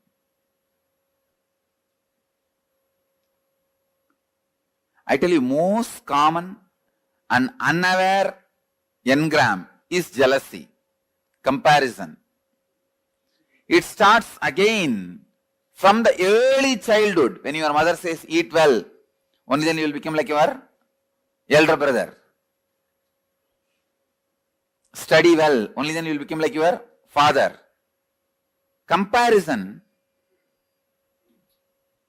is one of the most common and most unaware engram. You compare wealth, you compare in health, you compare in beauty, you compare in education, you compare in intellect, you compare in practically everything. But you need to understand one thing.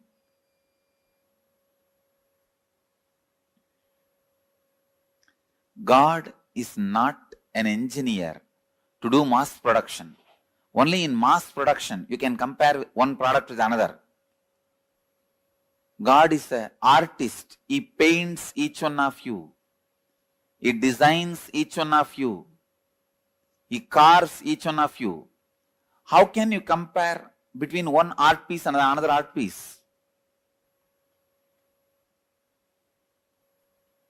You are unique. Each one of you are unique. All of you are not equal. No. All human beings are not equal. No. All human beings are unique. It's like a Each human being is a unique flower. Uniqueness flowers in you. Fulfillment flowers in you when you realize your uniqueness more and more and more.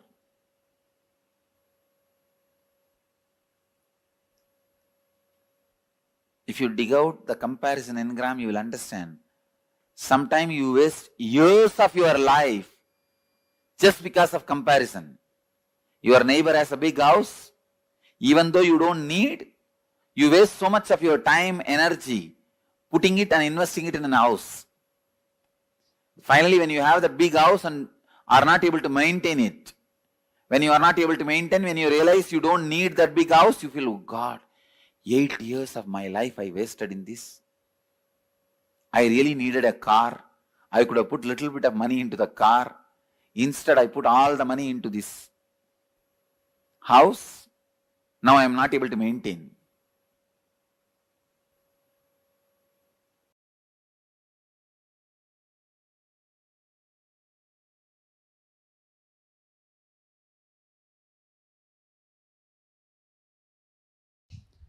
Please understand, if you are struggling with money, you are enjoying the struggle. You are not interested in manifesting. Please at least understand you are enjoying the struggle. You will feel abundance with your struggles. Oh, I want struggles and I have enough, let me enjoy it.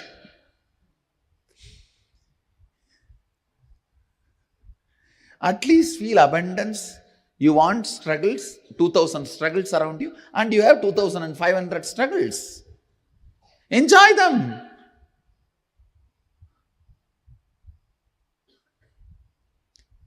Please understand, there is no such thing as struggling with money. If you want to have struggles, you will have struggles. If you want to have money, you will have money. The people who have struggles, they want to have struggles, so they are having it. People who want to have money, they want to have money, they are having it. So, decide, you want to have struggles or you want to have money, you will have it. That clarity should come to your biomemory and muscle memory. You will have what you want. Next.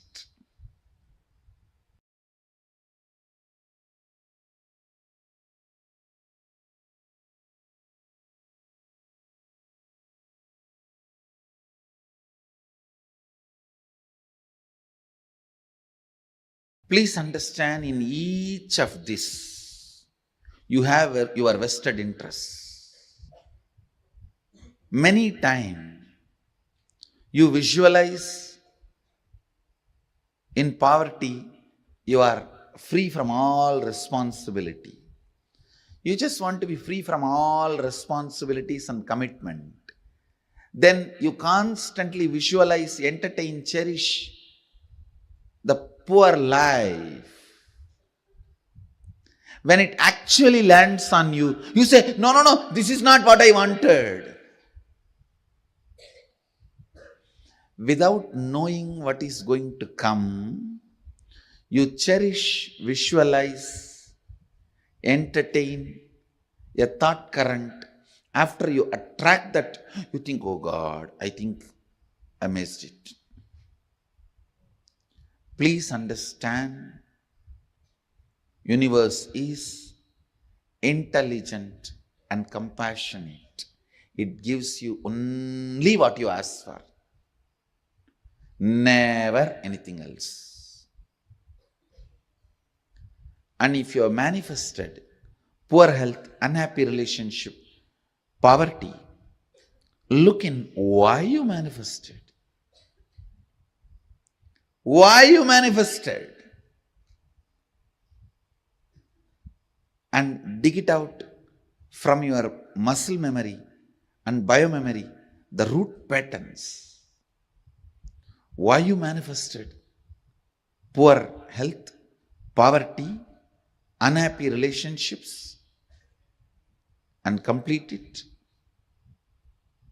you will understand you always manifested only what you wanted, knowingly or unknowingly.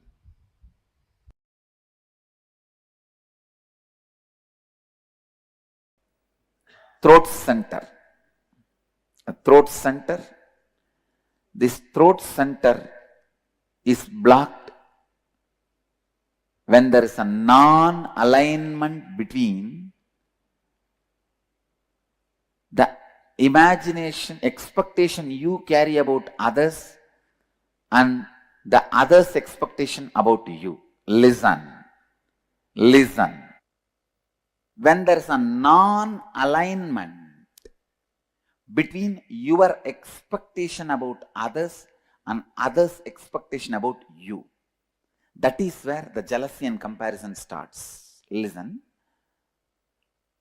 You may have a superficial jealousy, superficial comparison, very superficial. Like while you are driving in a Mercedes-Benz, if a BMW passes by,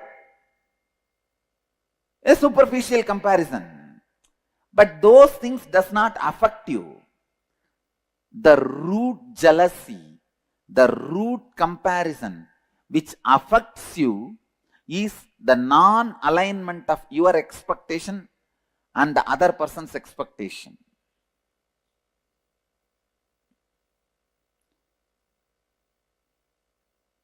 How many of you have in your life the non-alignment between your expectation towards them and their expectation towards you? Both of them are not in alignment. Then you have a problem in throat center. Anyakara is what you believe and project others to be for you as per your understanding. Listen. These are all like a legal definition. Anyakara is what you believe and project others to be for you. In this example, what I expect you for me and how I tell that to you. Clear? For example, now I am expecting Bhagavan to build a temple in Dallas, so I am expressing it to him. This is my Anyakara. He expects me should always honor all the words I utter and fulfill them. That is his Anyakara for about me. Clear? But now there is a non-alignment where I am fulfilling but he is not ready to fulfill. Clear? So his throat has a problem.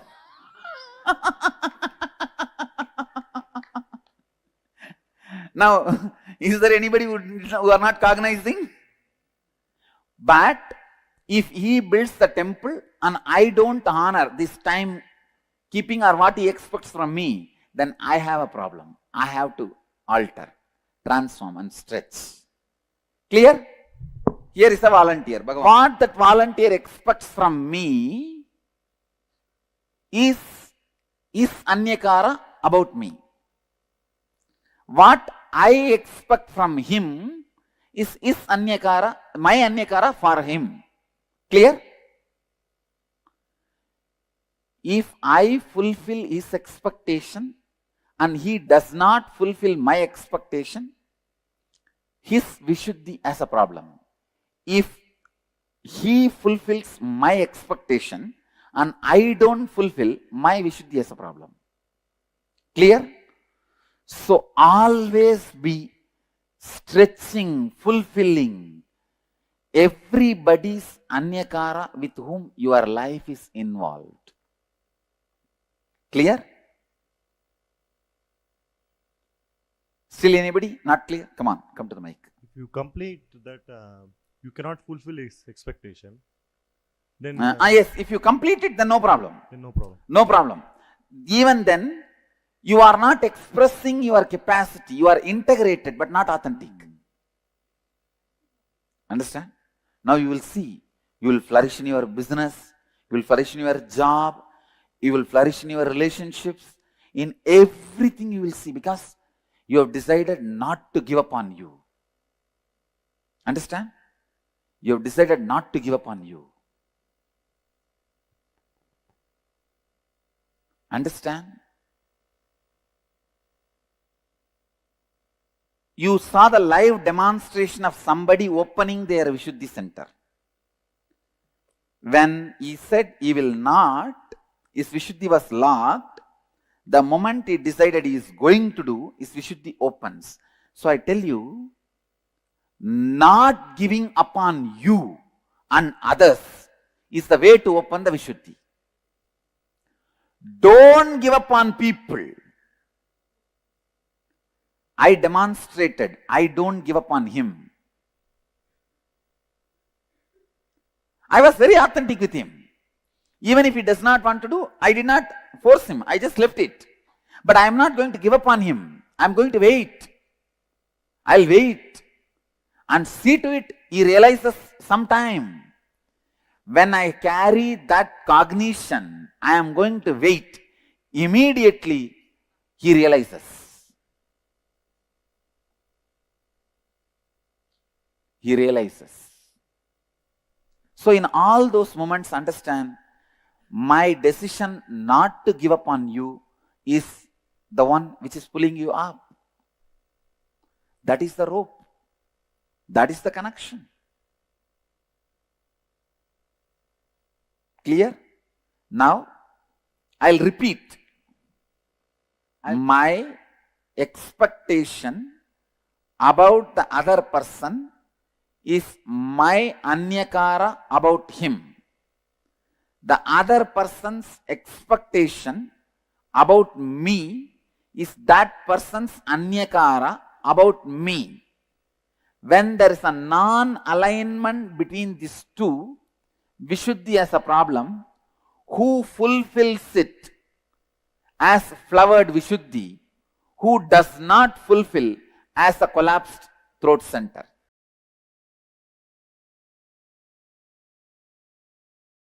Now listen. Let me come back to emotion retention and emotion fermentation. You get multiple types of emotions, almost all emotions every day. Sometimes lust, sometimes greed, sometimes fear, sometimes the multiple versions of fear, sometimes worry, sometimes love, sometimes attention giving, sometimes attention asking, sometimes jealousy, sometimes comparison, various emotions, sometimes the willpower, sometimes arrogance, sometimes frustration, different emotions I can describe. All kinds of emotions you get, but logically, through your conscious decision, the thought currents or emotions which you cherish stays inside you and starts getting fermented. The good news is, no emotion gets fermented inside you. No fermentation of emotions happens inside you without your conscious support. You should understand that.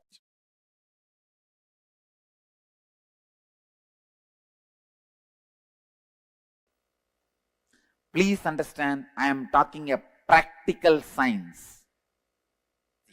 Listen. I am giving you the essence.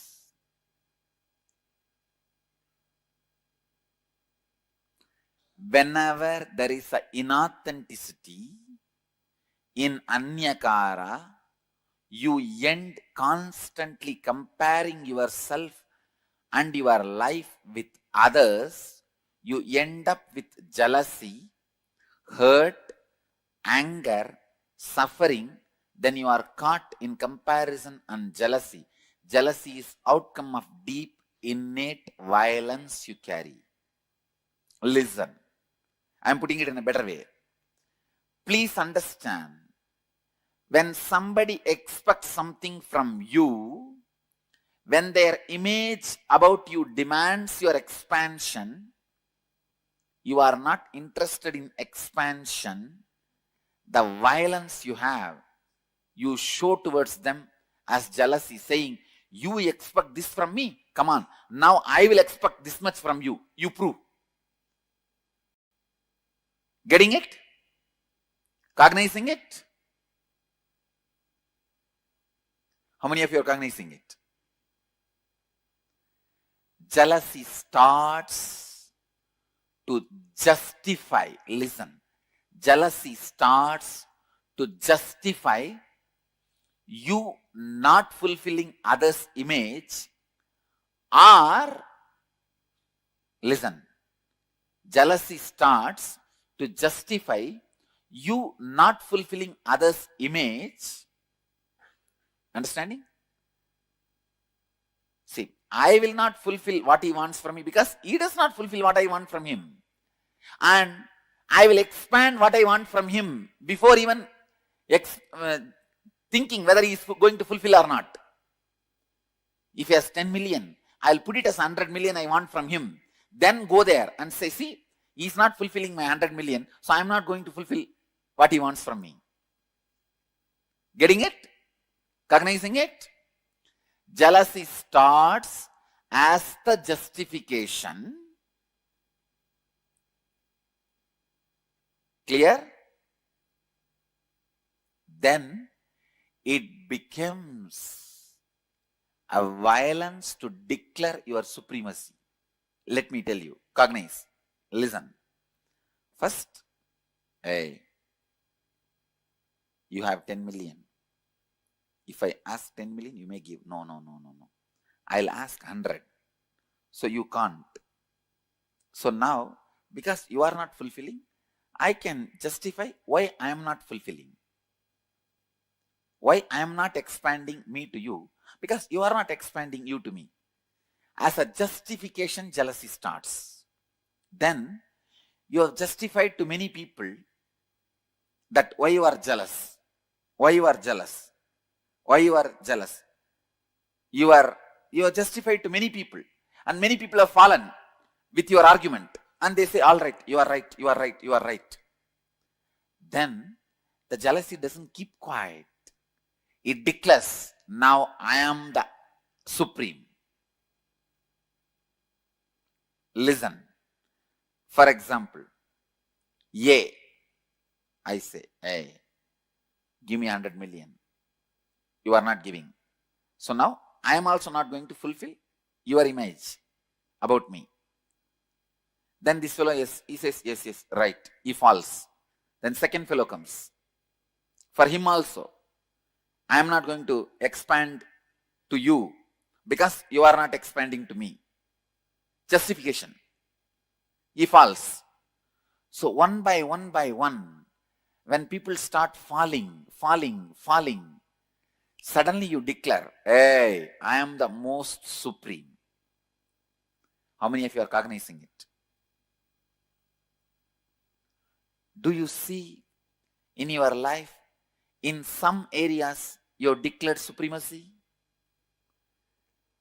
At least one area, you have to declare supremacy to keep yourself alive. If you don't declare supremacy, even in one place, you cannot tolerate you. How many of you are cognizing me?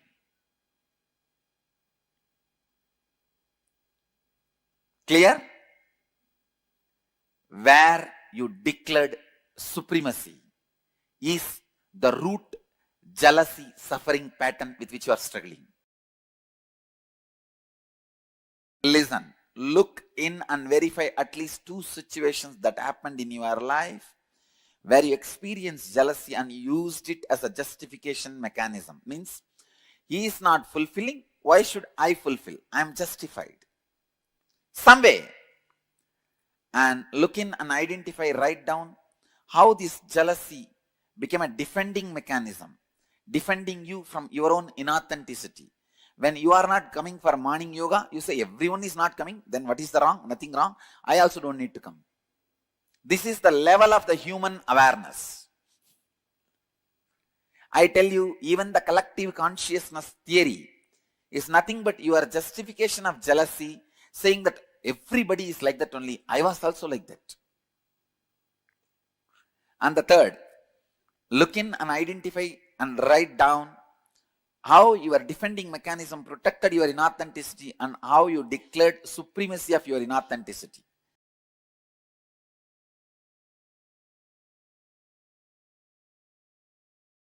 People who are able to be energetic, alive, active, sharply thinking, strategizing, without the peer pressure of jealousy, comparison, they are going to accumulate exorbitant amount of wealth. Understand? All the people who can function, think, work, get excited only by peer pressure, jealousy, comparison are just going to dry and wither out, because all the peer pressure, jealousy, comparison, everything is going to be taken away from life. If your mental setup is such, you can think only with peer pressure, jealousy, comparison, you don't have a future. Your active, excited hours will drastically drop down to 5%. You will be almost in depression, low mood, non-thinking, non-excited, inactive. Whoever is able to excite themselves with powerful cognitions, in tune with the cosmos, you are active just because you feel like enriching the world, supporting the world, contributing to the world.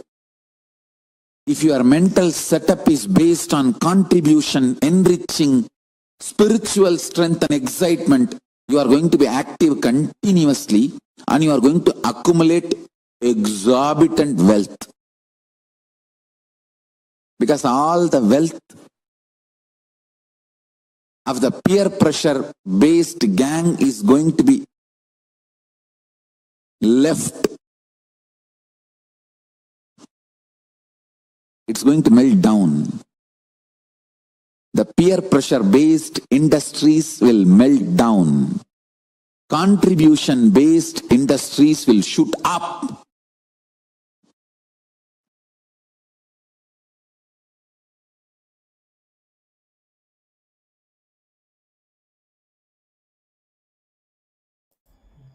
Yes.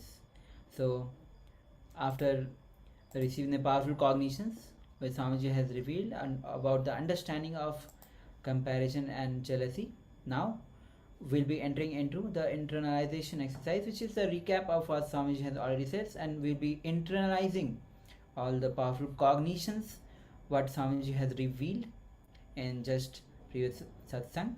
So let's get started with the internalization. Now, if you dig out comparison, you will understand sometimes you waste years of your lives just because of comparison. So look deep into your being. How many times you have done the comparison? If your neighbor has a big house, even though you don't need, you waste so much of your time, energy putting into it and investing in a house. Many people in the world do that. They don't have such a big desire, they don't have that need, but even they get it from others and they waste so much of time and energy. Finally, when you have a big house, you are not able to maintain it. You are not able to maintain and you realize you don't need that big house. So universe is intelligent and compassionate enough. It gives you only what you asked for, never anything else. And if you have manifested poor health, unhappy relationship, poverty, look in why you manifested it. dig it out from your muscle memory and biomemory, the root pattern, and complete with it. So this is the time that you look within, dig out all your muscle memory and biomemory, where you have done the comparison and jealousy, which has led to you in that situations, because the universe is intelligent enough and compassionate enough to give you. So now with this, we'll move to one of the guided meditation on the Vishuddhi chakra to heal the comparison and jealousy. So as we have come to this understanding that when we get into comparison and jealousy, it blocks the Vishuddhi chakra, which is the source of energy. All the excitement and energy that you feel to execute certain work, that comes from the Vishuddhi chakra. And when we are too much into jealousy and comparison, that Vishuddhi chakra itself gets blocked and you start expressing less energy. That means the less life energy is expressed and less wealth you are going to be manifesting, or the manifestation of wealth will be hindered. So we may not be able to directly relate, but when Swamiji is making us all understand, we come to this understanding that when we are too much into jealousy and comparison with other, that directly affects the wealth that we manifest in our life. So now, and that is what we say that as a multi-dimensional logic of the life. So how things are related with each other, here we are coming to this understanding. So let us get into this guided meditation by the Supreme Pontiff of Hinduism himself, and this will directly give us intense energy. And at the same time, you can see that this is also a solution, to get out of comparison and jealousy. One, you can do the completion process, finding the root pattern when you started comparison and jealousy and bringing completion with that. Second is expressing intense energy. When you start expressing intense energy, anything that you do, you will see that the comparison and jealousy will start disappearing. You will not have time to compare with anyone else, because you will already be doing intense work, or you will be intensely involved into any of the work that you are taking. So let us get into this meditation process. I request all the participants to sit straight. Let us get ready for this beautiful and I can say wealth manifesting meditation technique. So this Vishuddhi chakra meditation is going to help all of us to manifest wealth. Let's get ready. I'll explain the technique. Some of you may be knowing the technique. We will go for practicing after explaining. A deep conscious vibrations, humming should be created in your being. Just sit in a relaxed way. How to sit to balance your being? The Buddhists have taught beautifully. Just squat and put your right leg on the left leg, and as soon as you sit, see that your spinal cord is in a straight line. How to make it in a straight line? You can just close the eye and bend your whole body in front. And if you feel the weight of the body, you will be able to very clearly feel the weight of the body. Slowly push your body backside.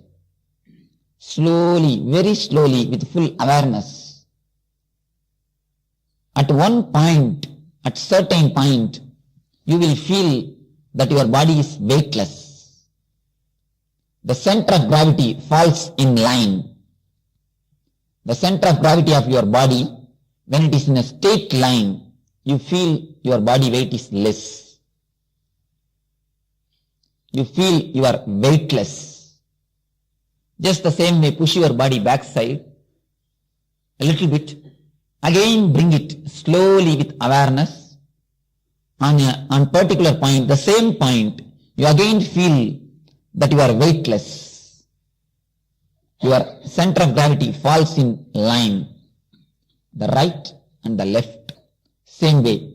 If you do it, just bend your body. With full awareness, try to trace the weightless point, the less weighted point. You will be able to trace at one point your whole body is weightless. Your center of gravity falls in one line. That is the point where you need to sit. That is your asana. This is the beautiful technique found by Buddhists to sit for a long time. Buddhist monks sit for 10 hours per day. 10 hours they sit for meditation. I don't think 10 minutes any of us can sit in one posture. But with this technique, today itself you can sit even for 2-3 hours. The technique is such effective. If you practice, you can sit surely for 10 hours. But today itself, the technique, if you rightly caught the point, verily you can sit even for 2 hours. Because when your center of gravity falls in straight line, you don't feel the weight of the body. Even when you watch TV, when you are in the office, if you sit in this way, you will see your consciousness is not much disturbed. You will be able to do your activities with more energy, with more freedom. Not if you have a knee pain, half of the energy will be locked in the pain. If you have a dental pain, if you have a tooth pain, you will be doing dental meditation instead of transcendental meditation. So, what will you be doing? You will not be able to do whatever you want to do. So this posture will relieve you from the body. First, we will sit and then close the eyes. When I say close the eyes, completely close the eyes. I am not telling shut your eyebrows. What we are doing in the name of closing the eyes, when we open the eyes, we see all the images. We see all the pictures. When we close the eyes, we see the same negatives inside, the images flowing. Stop seeing everything. Just close the eyes. Feel that both of your eyeballs have become like a stone. Feel that they have become a stone. When you feel that they have become a stone, the movements of eyeballs stops. Then simply you enter into the plane of no thought. Thoughts and eyeball movements are very closely related. When you stop one, the other will stop. If you stop the eyeball movement, the thought will stop. If you stop the thoughts, the eyeball movements will stop. Then once when we stop the eyeballs movement, then we will start creating a humming, a vibration. Imagine your body as a hollow tube or a hollow vessel and create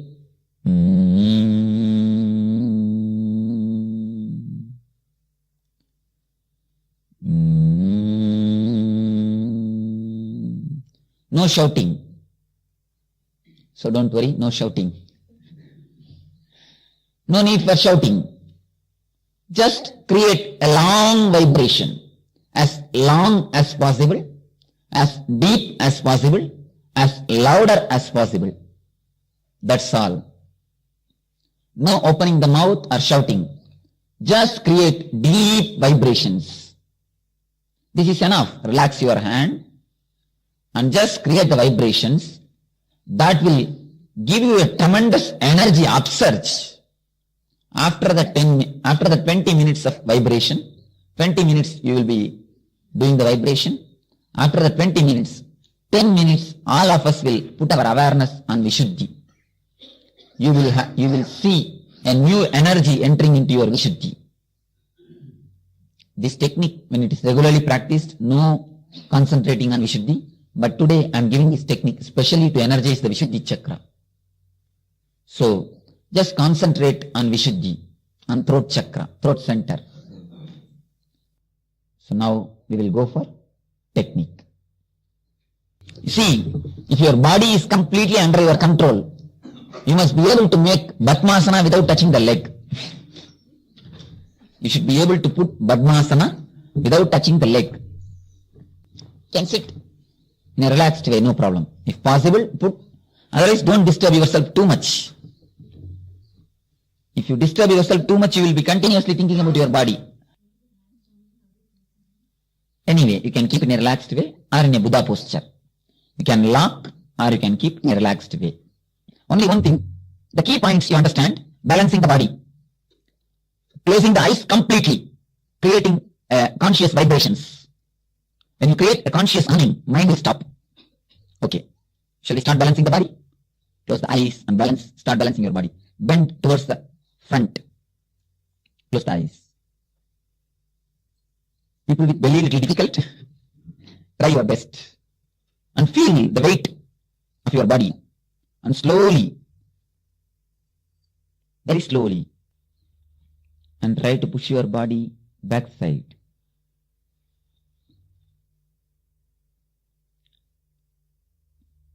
And slowly, just slowly, with full awareness, slowly raise the body with full awareness.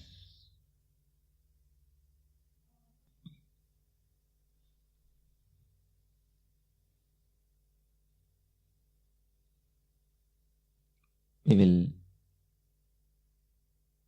just bend towards right. Nicely, as much as possible, just bend. Then only you will be able to find the point. And feel how your body is pulled towards the ground.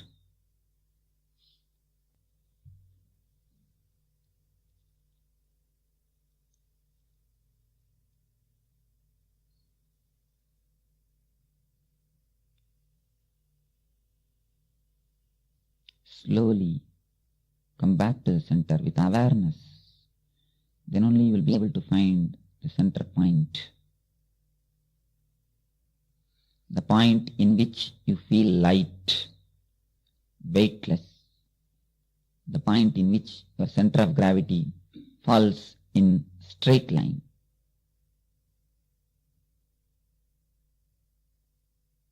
Now we shall bend towards left.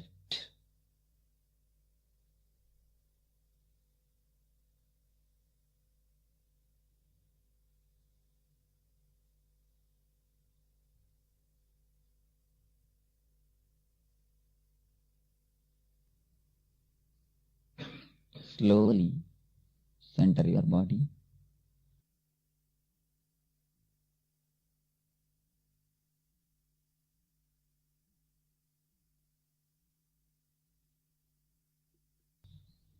Feel your eyeballs have become stone. Stop the movements of the eyeballs. Feel that your whole eyes and eyeballs became like a stone.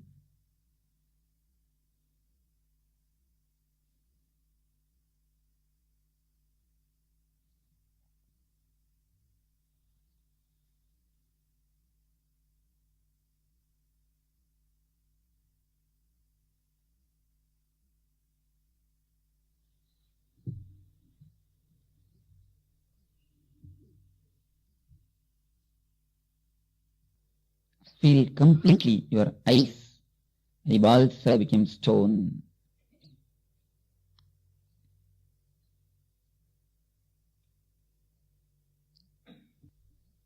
Now start humming from your deep stomach.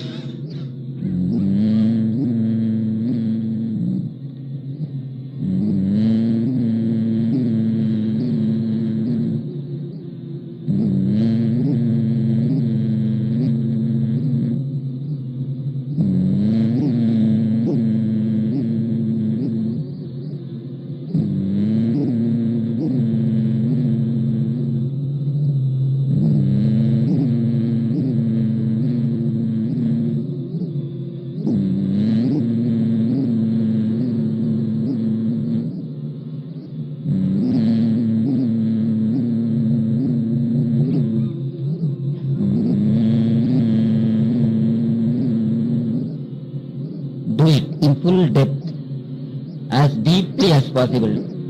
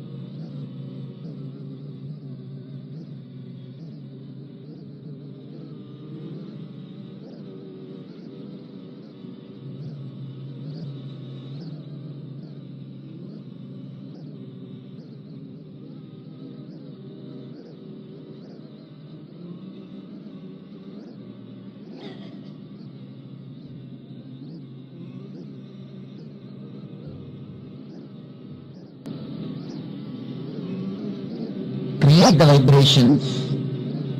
Don't be silent.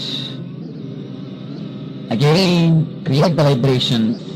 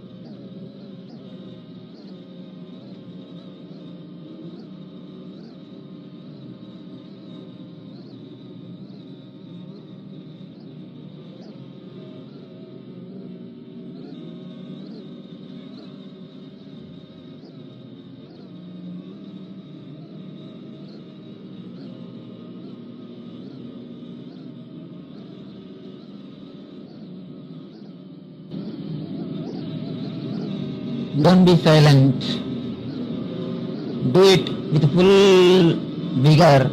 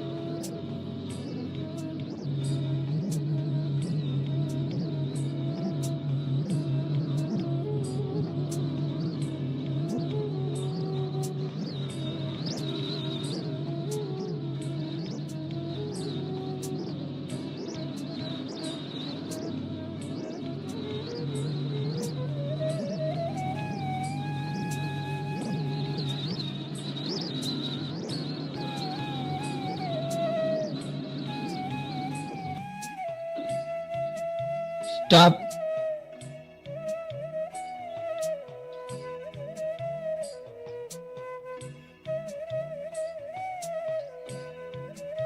Close the eyes.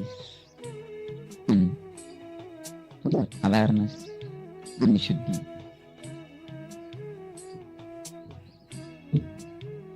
Put your awareness on throat center. Just forget the whole body except throat.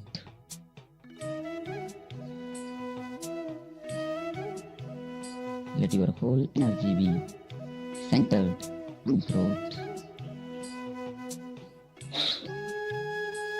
Let your Vishuddhi chakra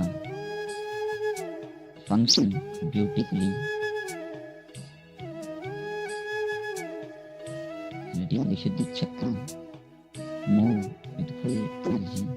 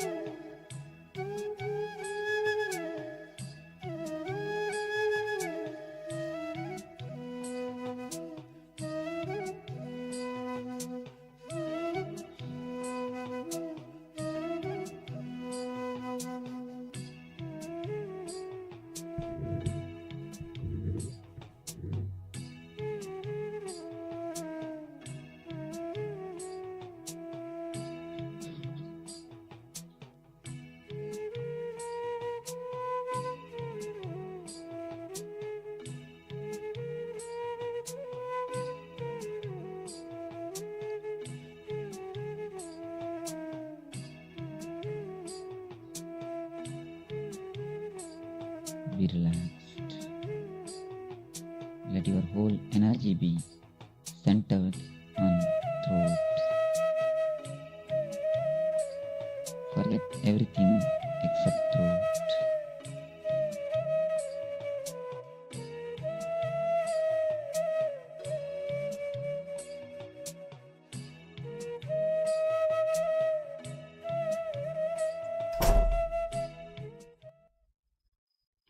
Yes, Nitanu everyone.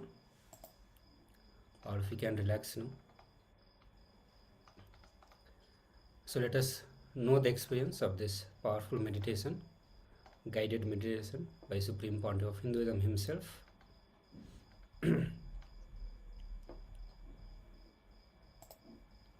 So all the participants, please relax now.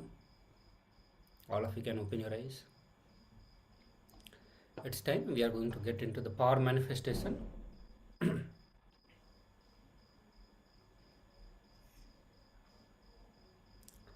So in this round we are going to be increasing the weight of an object. So similar to previous round, pick up one object, take the measurement of it. You can take the photo directly along with the weighing scale.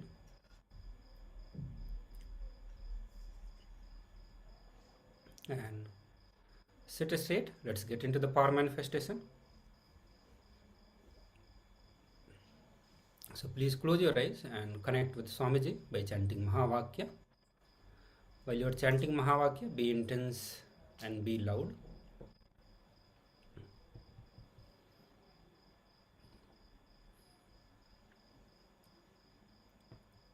So I request all the participants to chant Mahavakya. Hold this Sankalpa, the conscious resolution, to increase the weight of object. Make this declaration from the space of oneness, from the space of Paramashivatva.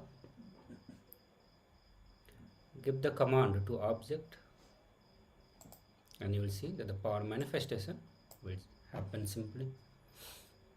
So while you are doing the power manifestation, just relax in the space of oneness with Swamiji and hold the Satya Sankalpa within you.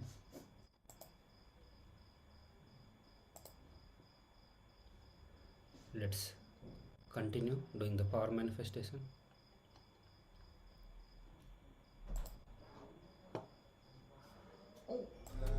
Paramashivoham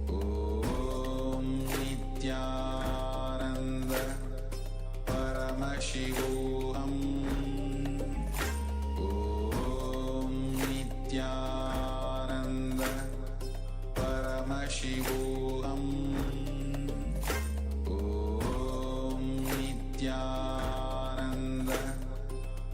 Paramashivoham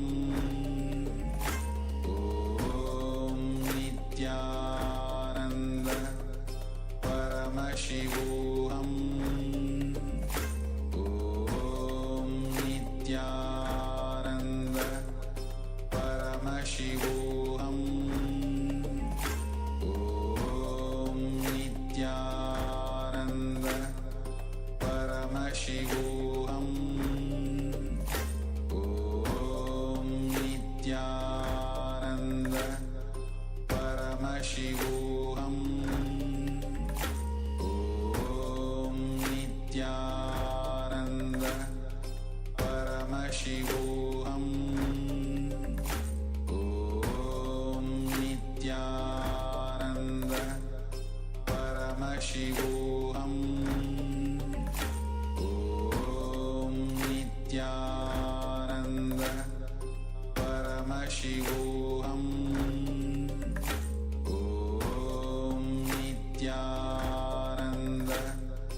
Paramashivoham Om Nityananda Paramashivoham Om Nityananda Paramashivoham Om Nityananda Paramashivoham Om Nityananda Paramashivoham Om Nityananda Paramashivoham Om Nityananda Paramashivoham Om Nityananda Paramashivoham Om Nityananda Paramashivoham Om Nityananda Paramashivoham Om Nityananda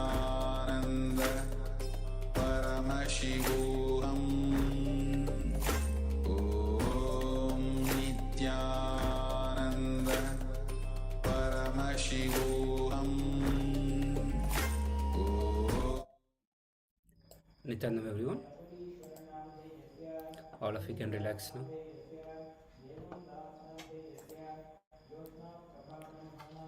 So now it is time for all of you to take the measurement of the object, weight. Please take the weight of object and verify against the previous weight.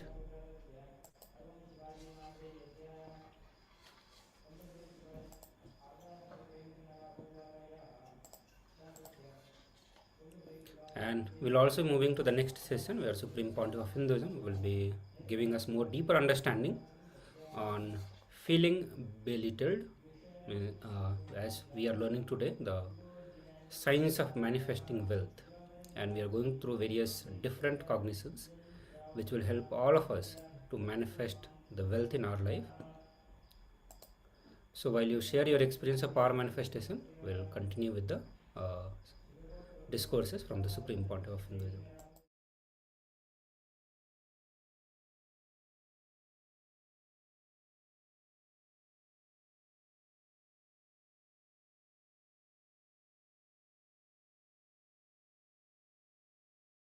If you believe currency is fortune, you are also part of this big game.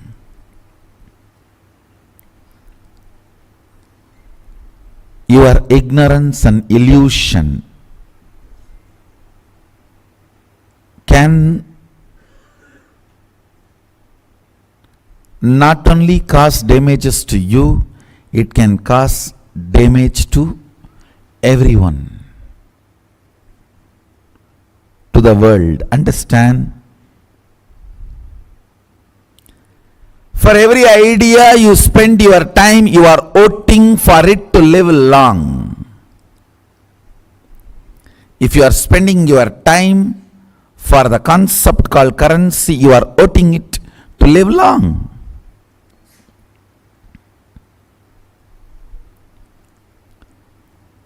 Liberating your thinking from the enforced Maya matrix that currency is equivalent to your fortune. It's actually enforced on you.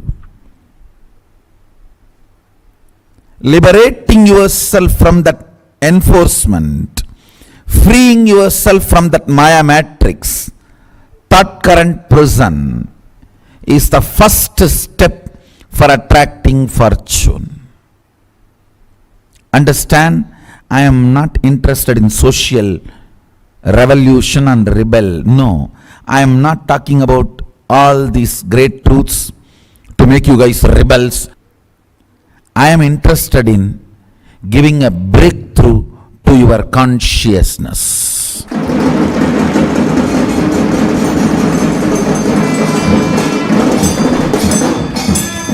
I am coming back to my concern again and again. From monkey to man, we took only million years. But it is already 10 million years. What's going on? Why the man to Superman is not happening? Even naturally, without your so-called civilization, it should have happened.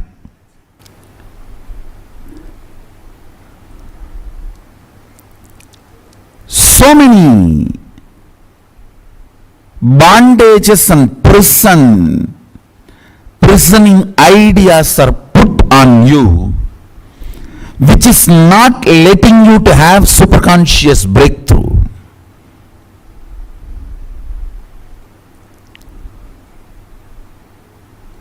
Legitimized possessiveness is the concept of nation. Understand? If you individually feel possessive about land, it looks like something is not right. Anything which suffocates you and makes others feel suffocated by you is not the flow of life. It is not natural flow of life. It is not yama. It is not dharma. Understand? I am not asking you to rebel against the nation concept, and I am not interested in that. I am telling you only one thing. Liberate yourself. Whatever stops you having conscious breakthrough. Understand, owning, not possessing. You need to understand. People ask me, then you also own this land, you also have property. Understand? This adhinam, I own, not possess. If I don't allow any one of you just live like a farmhouse, then I possess. But all my doors are open. Constantly I am asking more and more people to come in. Actually, the moment I declare this place is an adhinam, more footfall, more brand value of this place. Understand? My very declaration of this place is an adhinam means I only own and facilitate for larger number of people to use this place. I only take care that nobody destroys it or abuses it. I own, not possess.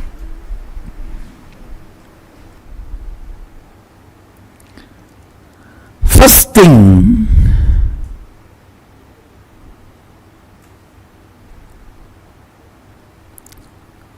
you need to look into the ideas of your fortune. I am not saying don't own currency. All I am trying to tell you, if you believe currency is equivalent to your fortune, you are such a stupid fellow. Maybe you are worthy of currency, but not fortune. Stupid are those who are worthy of currency, not fortune.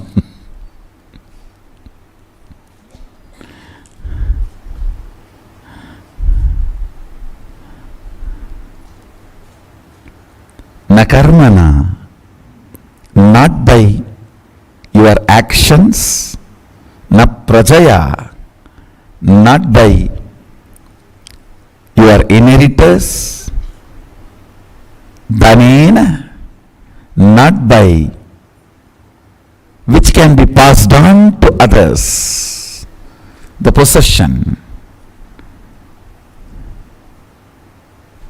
It's only by tyaga. Means, listen, here I wanted to tell you the meaning of the word tyaga.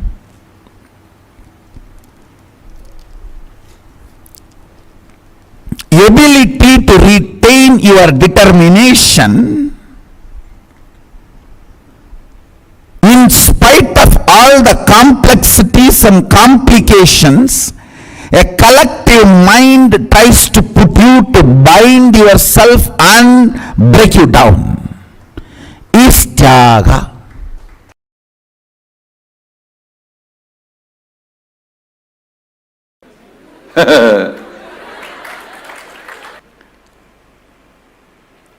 All the distinction engineers carry the file, get the salary, work under an industrialist who is 10th passed. All those industrialists run behind the politician who are 5th passed, 6th passed. All those politicians touch the feet of swamis who never went to the school.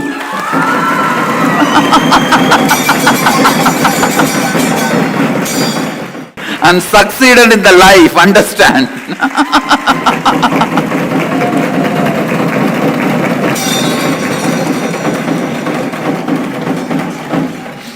So if you are a first class engineer with a distinction, you can only carry files.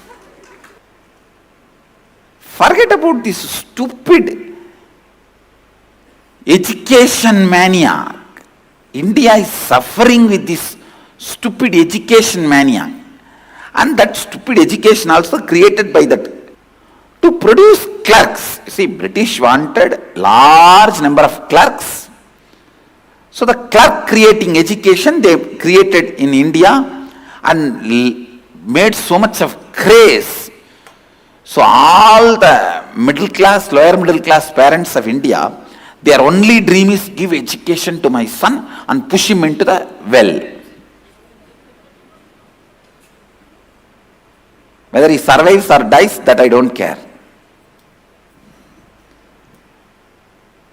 In 1900s, the goal is, if it's a girl, educate her, somehow get her married. No, not even educating her. Just somehow get her married. If it's a boy, somehow get him a job. Stop being education maniac.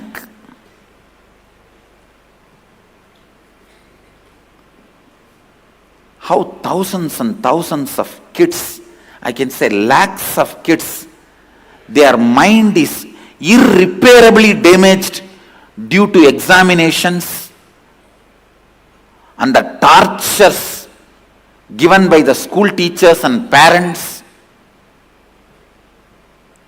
especially the 10th grade government board exam, 12th grade government board exam. The peak of stupidity. Please understand, as a conscious being, responsible for consciousness of the society, understand, all dentists are responsible for dental health of the humanity. All heart specialists are responsible for the health of the heart of the humanity. All the psychiatrists are responsible for the mental health of humanity. Enlightened being is responsible for the conscious health of the humanity. From that responsibility, I am telling you, these government examinations, the pressures created by the parents and teachers around the government examinations do irreparable damage to the consciousness of the kids.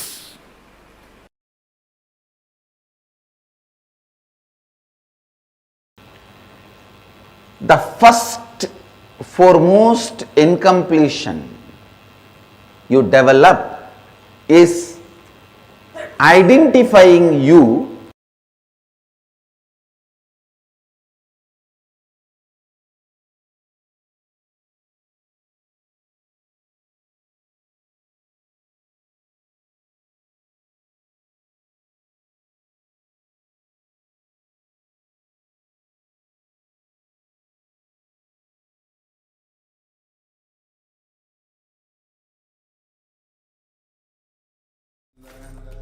Paramashivoham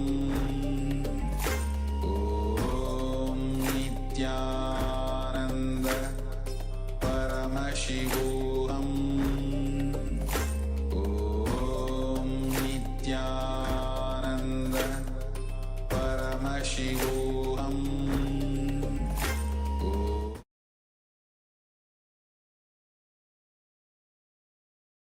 Yes, as we have manifested the power manifestation today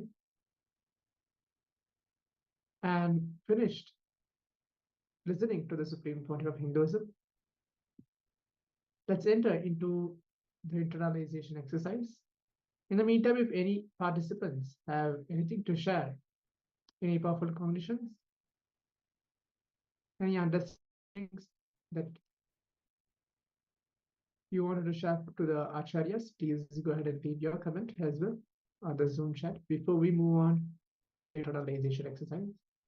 Whenever we share our powerful cognitions, we enrich the other people as well, giving them the opportunity to experience these powerful cognitions themselves. Whenever we receive the divine truths from the Supreme Pontiff of Hinduism, we all catch a separate part. We all get our individual clicks. So we always advise the people to share the powerful cognitions and share the powerful clicks that they have received.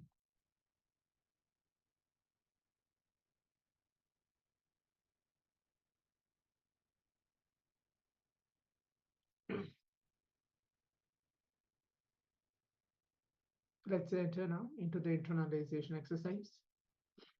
Please bring yourself into the space of listening. If you have the book and pen ready with you, that's wonderful. If you don't have one, please quickly go grab a book and pen and be seated.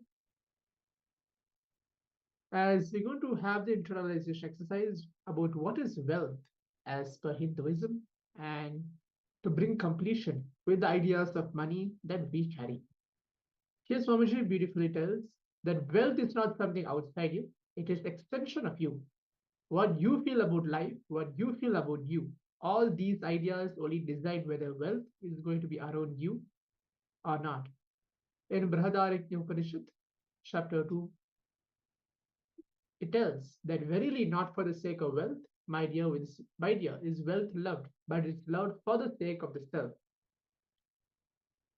Swamiji continues to tell, money itself is not an abundance. Overflowing excitement, intensity about you, your existence, which expresses as your health, as the confidence to make whatever you want, as the strength to manifest everything you need and not feel attacked, disturbed, destroyed by the so-called social impossibilities put on you, is what abundance means. If you are conscious, organized, you accumulate wealth. Otherwise, you accumulate poverty. Money is simply extension of your understanding about you, your strength on you, your strong belief on you. When a man decides to create wealth, not steal, he will have wealth and the great fulfillment that he lived. Here Swamiji tells how you cognize money, wealth, what all your perceptions and beliefs and cognitions about money. Let's take a few minutes and dig out. Yeah. So we're going to enter into a short exercise. Let's develop the right attitude towards money. The moment you remember money, does it bring tremendous pain, suffering, impossibility, all that in you? What is the emotion or energy it invokes in you? So just listen what comes up in your inner space as you think about money. What is the idea? What is the emotion that you face when you think about money? So put your pen and paper, your pen to paper, and just keep writing whatever comes to mind. So just sit and think of money, and whatever comes up in your inner space, pen that down. Let us take a few minutes and perform this exercise. If you have any questions about the exercise, let us know so we can answer any questions or doubts that you might have.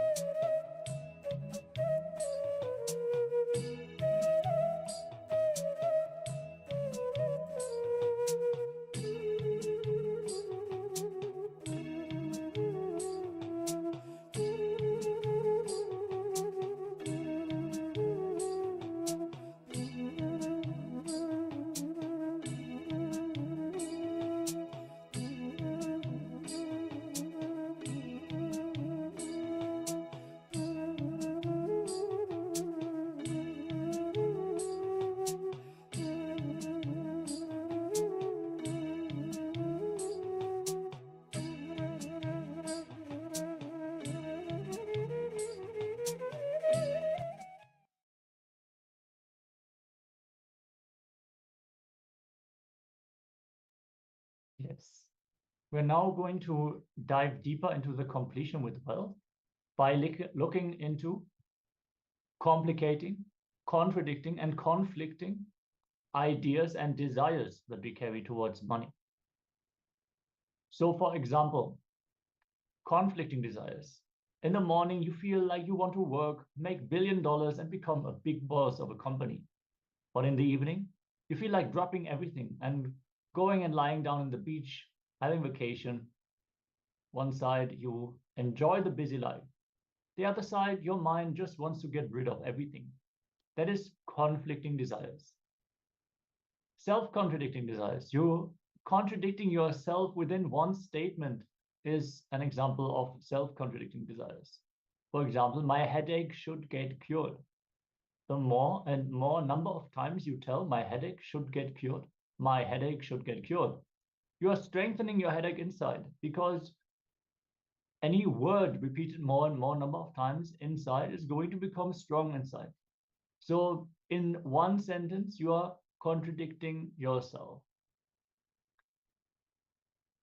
And now conflict, the difference between conflict and contradicting desires is conflict means feeling different things at different times and not having clarity what you actually want, not being stable with your desire.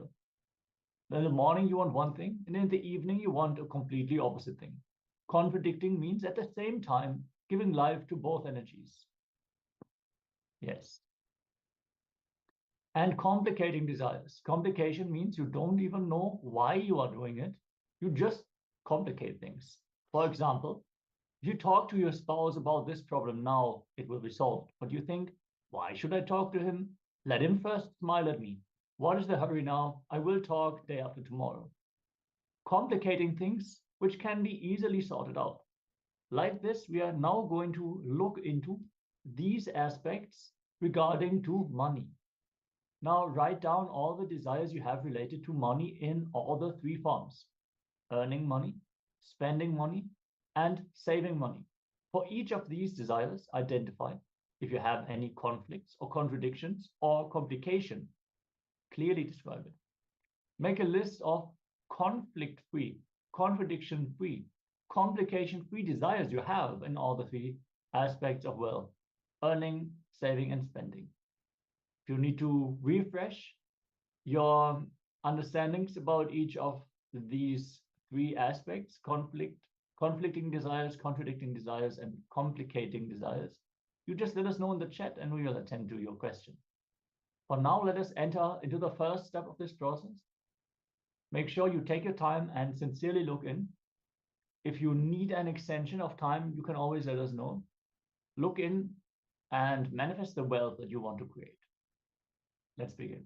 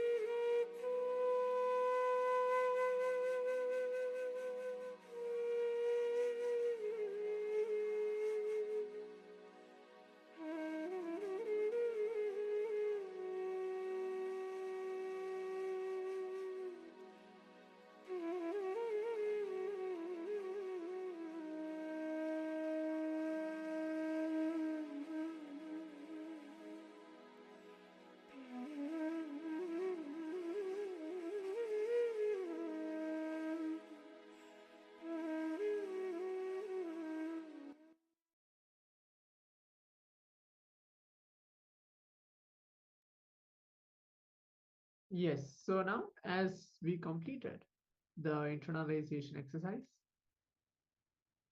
so requesting each of the participants, if you have had any experiences, anything to share before we move on to the next, we have a beautiful process where directly conducted by Swamiji himself on how to purify your 5 layers of your existence, specifically for your desires and breathing body. It's a powerful cognition session and concludes with a beautiful process. So before that, requesting each of the participants to please keep your cameras turned on, be seated, bring yourself into the restful awareness space. Yes. Many times the Supreme Pontiff of Hinduism has shared how our desires are immediately stored in the pranic layer of our body, in the breathing layer. In fact, just by the change of the breathing pattern of a person, you can tell what is their intention, what is their desire in that moment. But before we go into too much detail, let us actually listen to the Supreme Pontiff of Hinduism. All of you, if you want to share about your experiences from the completion process, please let us know. Share in the chat. Share your powerful cognitions. That is the best way of enriching others and yourself as well. Because every experience that you make, if you share it, the experience deepens and gets more deeply ingrained into your very muscle memory and biomemory. So it'll show up, it'll be more present in your day-to-day life. So you should always share the powerful experiences that you had. Yes, so now let's prepare ourselves to listen to Swamiji. Please give a complete listening. Listen carefully.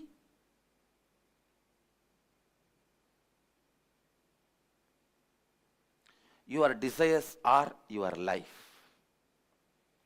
Your desires are your life. Listen. It's your desires which infuse life into you, and it's your desires which infuse energy into you. Same way, conflicts in your desires brings tiredness in you. Contradictions in your desires brings boredom in you. Confusions in your desires bring frustration in you. Please understand. Your desires are your life. Conflict in your desires bring confusion in you. Conflict in your desires bring tiredness in you. Confusions in your desires bring frustration in you. Its contradiction in your desires bring boredom in you. Actually, if your desire is pure, every breath you inhale and exhale will make that desire into reality.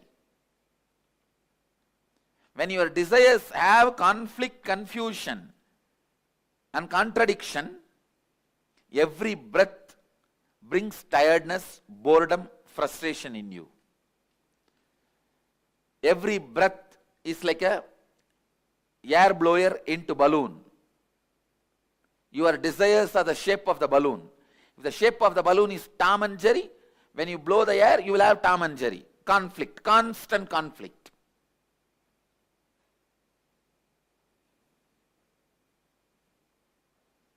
If the shape of the balloon is just round, when you blow the air into that balloon, you will have a round balloon. The shape of the balloon is tall. When you blow the air into it, you will see tall balloon. Your breath infuses energy into your desire.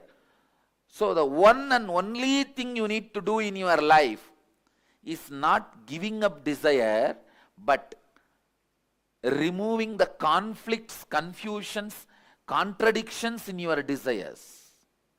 Please understand, renunciation is not giving up your desires, it is giving up conflicts, contradictions, confusions in your desire. One of the biggest mess up happened in the field of spirituality is wrong understanding. Renunciation means giving up desires. That's the worst understanding happened or misunderstanding happened in the spiritual field. Raga means attachment. Araga means detachment. Viraga means renouncing the conflicts, confusion and complications of desires. You need viraga, vairagya. Viraga becomes vairagya. Please understand, renouncing desires is not what we want. Renouncing the complications, contradictions, confusions is all we want. Renouncing complications, confusions and contradictions. That's all we need. That's all we need.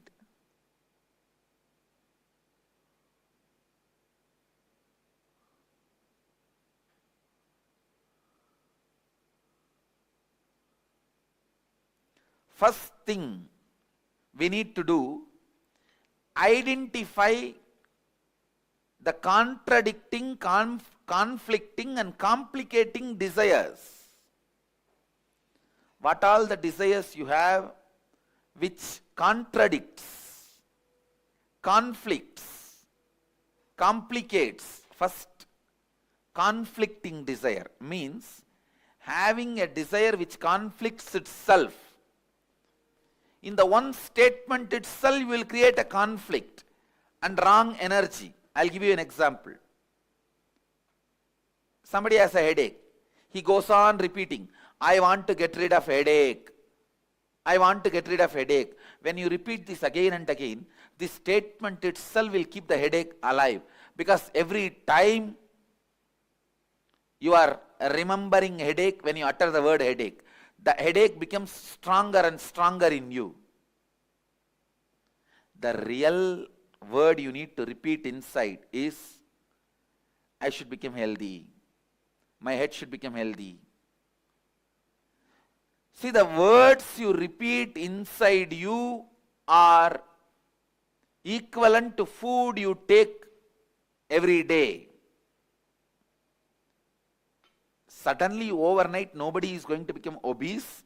Suddenly, overnight, nobody is going to become fit. It's every day what you eat makes you one day obese. Every day what you eat makes you one day healthy. listen, the words you repeat inside makes you either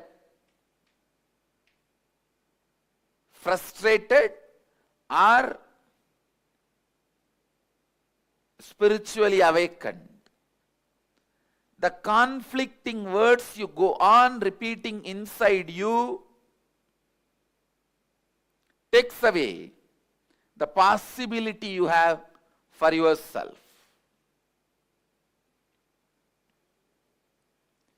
Second, contradicting desires. Having two or more desires at the same time which contradict each other, which you cannot fulfill at the same time. For example, you want to become a CEO and be an active life from morning till evening, managers meetings, team meetings, and people listening to your words, commands, decisions. You want to be a person who calls the shots, rolling chair, and active life. One, you aspire for that. The other side, you want to throw away everything, go and lie down in the beach, resting. This contradicting desires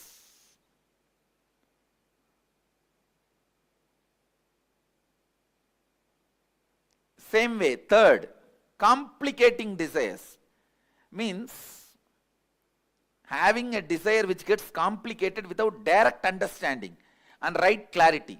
This is when you don't have intelligence to take the direct and straight steps to fulfill the desires. You go round and round and round. You want money, but you are working in the direction of having name and fame. You go round and round and round, fulfilling something else. It's like you want name and fame, but you are working in the direction of having money. I'll give you an example. You want to learn painting, but first you learn stitching and then drawing. Finally, by the time you learn painting, you have become too old. This complicating desires, understand that many times you want pleasure, but you get into painful lifestyle.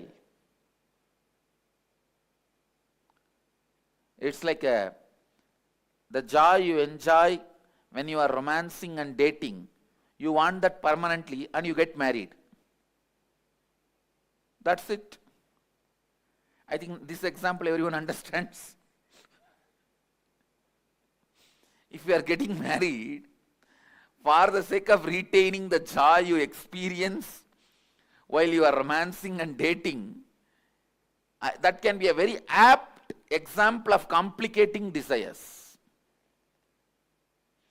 What you want is different and what you do is different.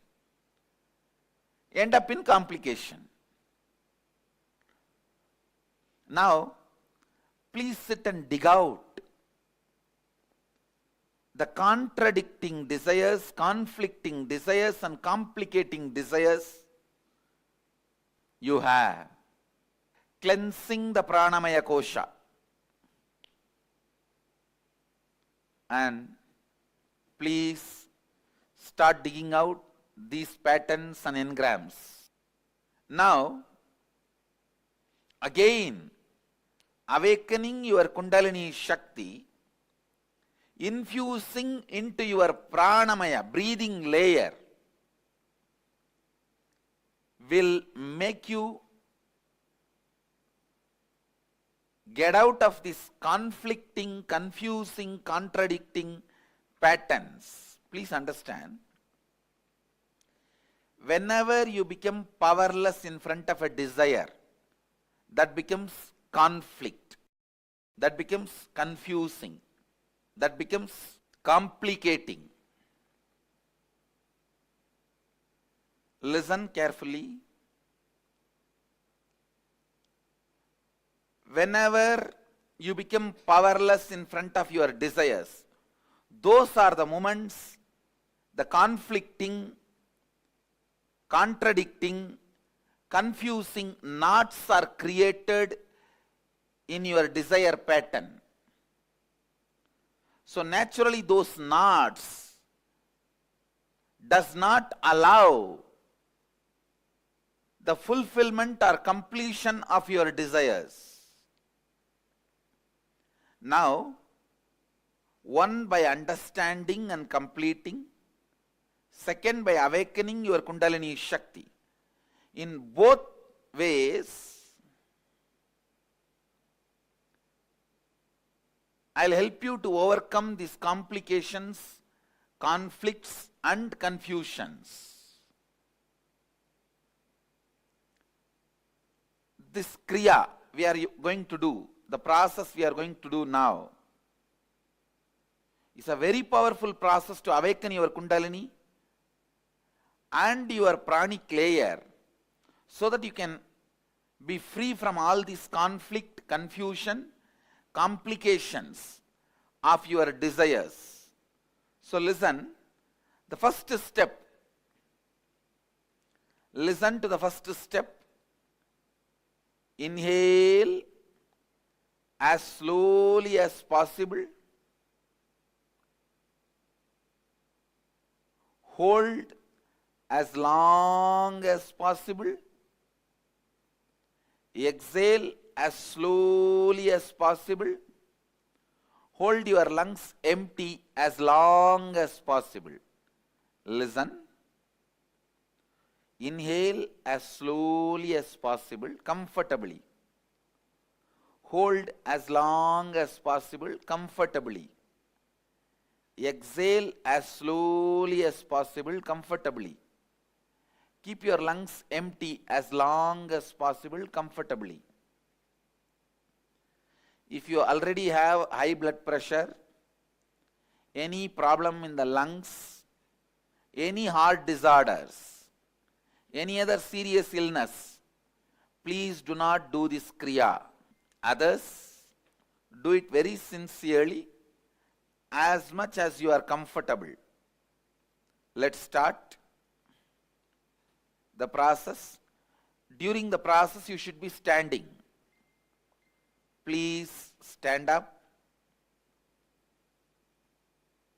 3 feet gap between both the legs. Put your legs wide apart. Inhale and exhale. As slowly as possible and as deeply as possible. Please tie the ribbon. Please close your eyes and tie the ribbon. Inhale.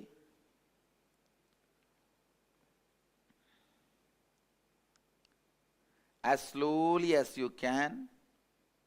Hold as long as you can. Exhale as slowly as you can. Hold the lungs empty as long as you can. Again start inhaling as slowly as you can. Please start. Continue again. After a few minutes of break, the same breathing process. Others, please continue as slowly as possible, as comfortably as possible.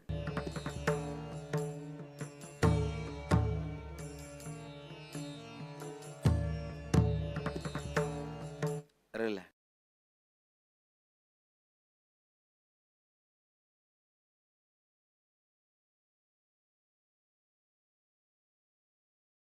Om Nityananda Paramashivoham. Om Nityananda Paramashivoham. Om Nityananda Paramashivoham. Om Nityananda Paramashivoham. Om Nityananda Paramashivoham.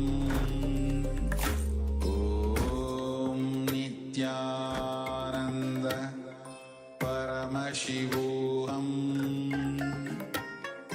Om Nityananda Paramashivoham Om Nityananda Paramashivoham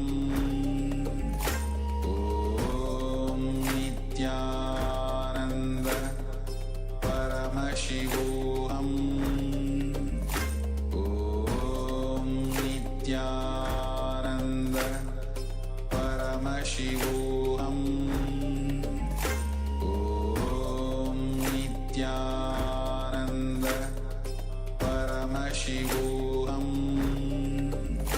Om Nityananda Paramashivoham Om Nityananda Paramashivoham Om Nityananda Paramashivoham Om Nityananda Paramashivoham Om Nityananda. Yes. So now let's enter into the power manifestation, manifesting the Shaktis of Paramashiva. After the beautiful, powerful cognition session combined with an internalization exercise and a meditation together, directly let's enter quickly into the power manifestation. We're going to manifest the power of Mahima, increasing our own height. That's going to be the power manifestation today. So let's sit, bring ourselves into the space of unclenching to receive the Supreme Pontiff of Hinduism onto our inner space.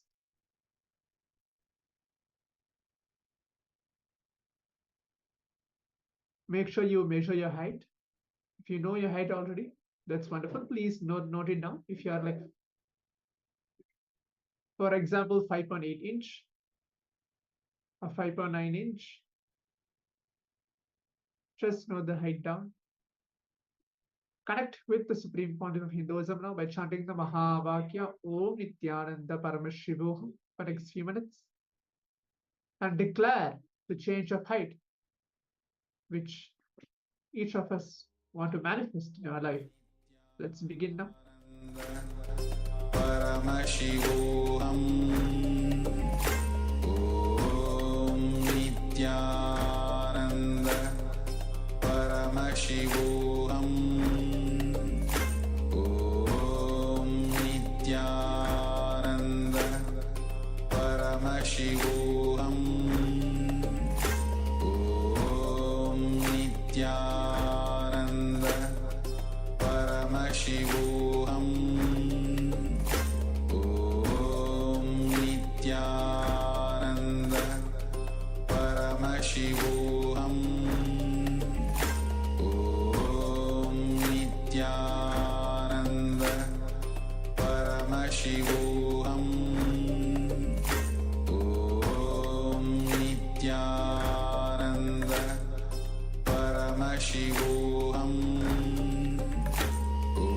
Om Nityananda Paramashivoham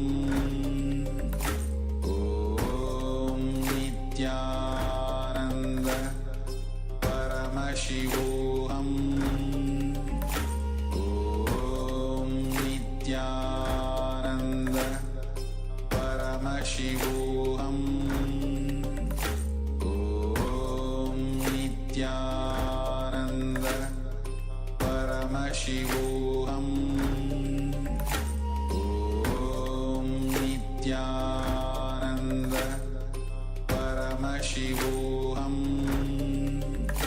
Om Nityananda Paramashivoham Om Nityananda Paramashivoham Om Nityananda Paramashivoham Om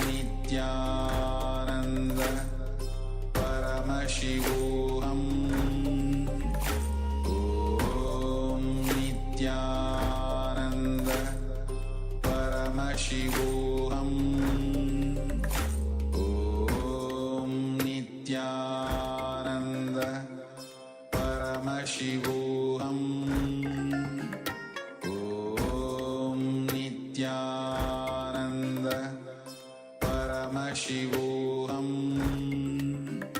Om Nityananda Paramashivoham Om Nityananda Paramashivoham Om Nityananda Paramashivoham Om Nityananda Paramashivoham Om Nityananda Paramashivoham Om Nityananda Paramashivoham Om Nityananda Paramashivoham Om Nityananda Paramashivoham Om Nityananda Paramashivoham Om Nityananda Paramashivoham Om Nityananda Paramashivoham Om Nityananda Paramashivoham Om Nityananda Paramashivoham Om Nityananda Paramashivoham Om Nityananda Paramashivoham Om Nityananda Paramashivoham Om Nityananda Paramashivoham Om Nityananda Paramashivoham Om Nityananda.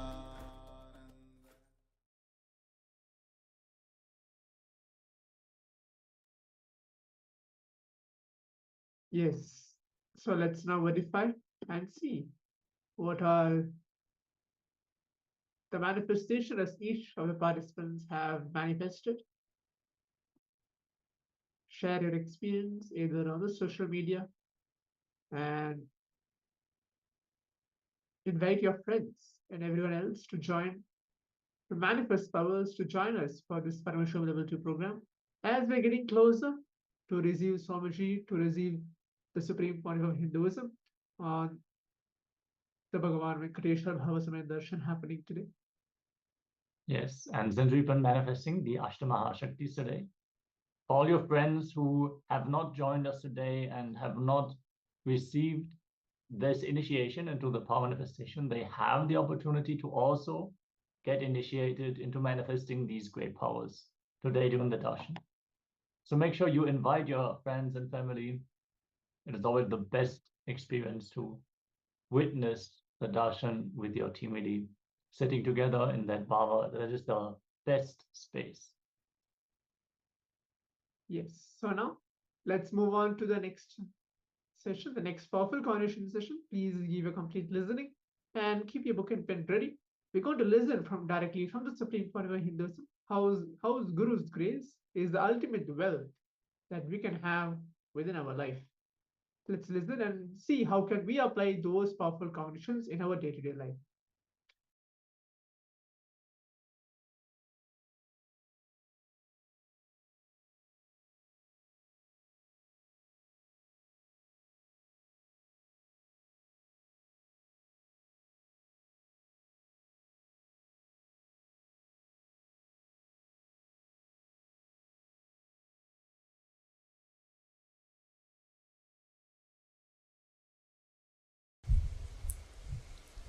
There are only two forces in your life. One, gravitation.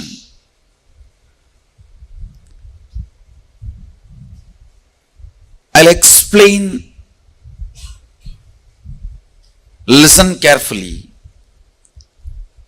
What is gravitation in your inner space? Listen. I'm not just talking about the external gravitation force. I'm talking about gravitation power, or I should say powerlessness. Moving with the logic of this is the past, because of that this is the way the future will be. This is the way past was, because of that this is the way the future is going to be, is gravitation. Listen. If your thought current to run your life, oh, this is the way my past was, and this is the way my future is going to be, it is called logical lifestyle. That thought current is gravitation. There is one more energy current. Please understand.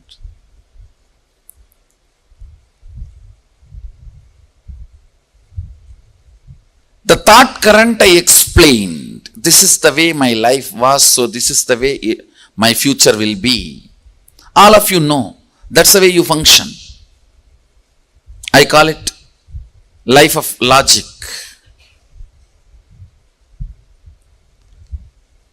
But there is another one, energy current.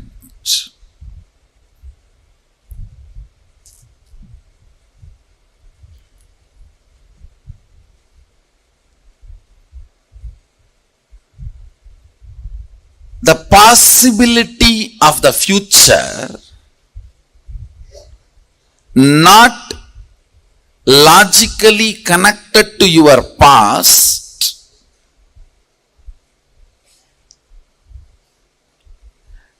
not logical continuity of your past, because of some conscious intervention. You call it Guru's grace or God's grace, Sadashiva's grace. That is what I call Shaktipada. Understand? Blessed are those in whose life Shaktipada has happened.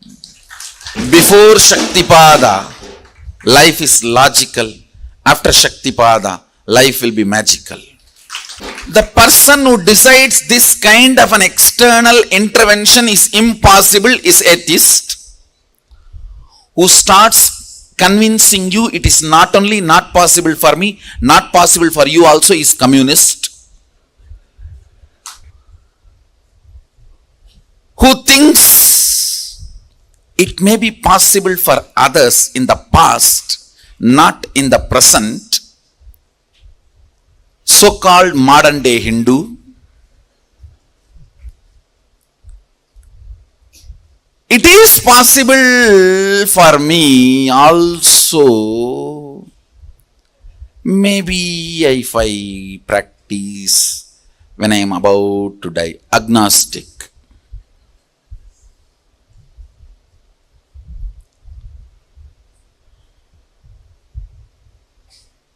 It is possible if I practice yogi.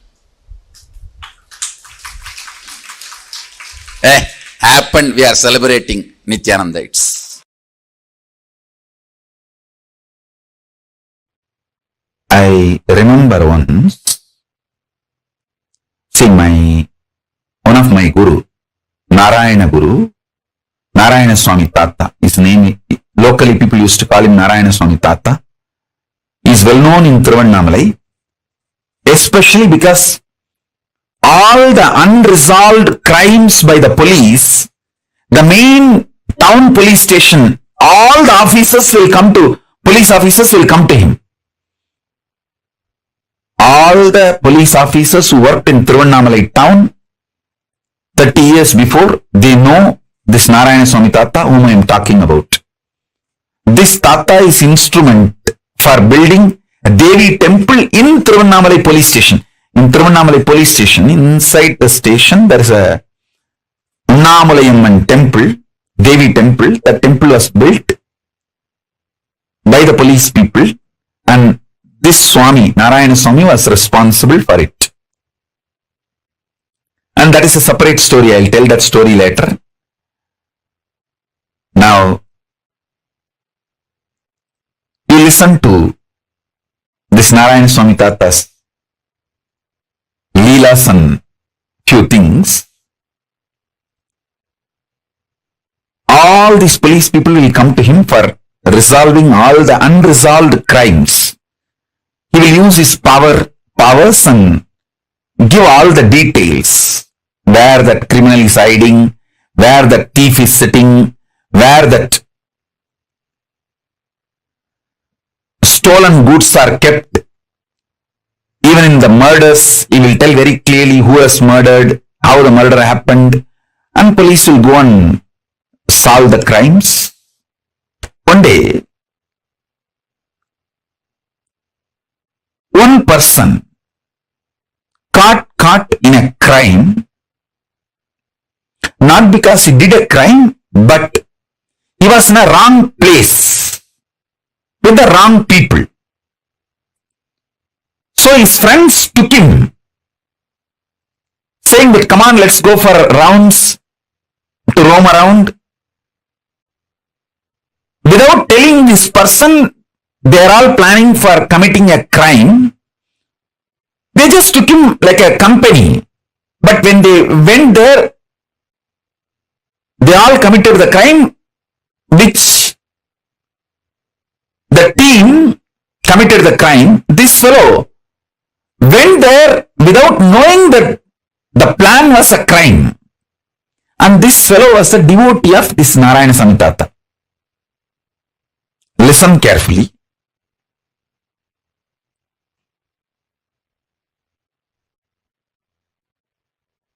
His name, that person's name, I still remember, Sivan Pillai. That Sivan Pillai is a devotee of Narayana Swami Tata. That Sivan Pillai was called by his friends, come on, let's go for a trip. They took him. But his friends did not tell that they are planning to commit certain crime and they are taking this fellow along with them for that crime. Because that gang, which was planning for a crime, they know this Tata will tell all the truths to the police and the police will arrest them. But if Tata's devotee is part of their gang, the Tata may save that gang to save his devotee. That was the plan. So they took this Sivan Pillai with them and committed the crime. This Sivan Pillai did not participate in the crime, but he was part of the team. He ran back to Tata, Narayana Swami Tata, and begged him, please save me. I did not do the crime and they lied. They did not tell me that they are going to commit this crime and they just took me with them. Even though I have not done the crime, but I was part of the team when the crime was committed. Tata said only one thing. All right, go and sit. He particularly mentioned one cave in Arunachaleshwara hill. In the Arunachala hill, he said, go and sit in that cave. Don't come out of it. You will get the food inside the cave. As long as the food comes to you, don't come out. Eat, stay, don't worry, don't come out. This fellow is such a obedient disciple, he went and did the same. As usual, the police came to Tata to resolve this crime. And Tata gave all the instruction and he showed all the team fellows and all of them got arrested other than his devotee.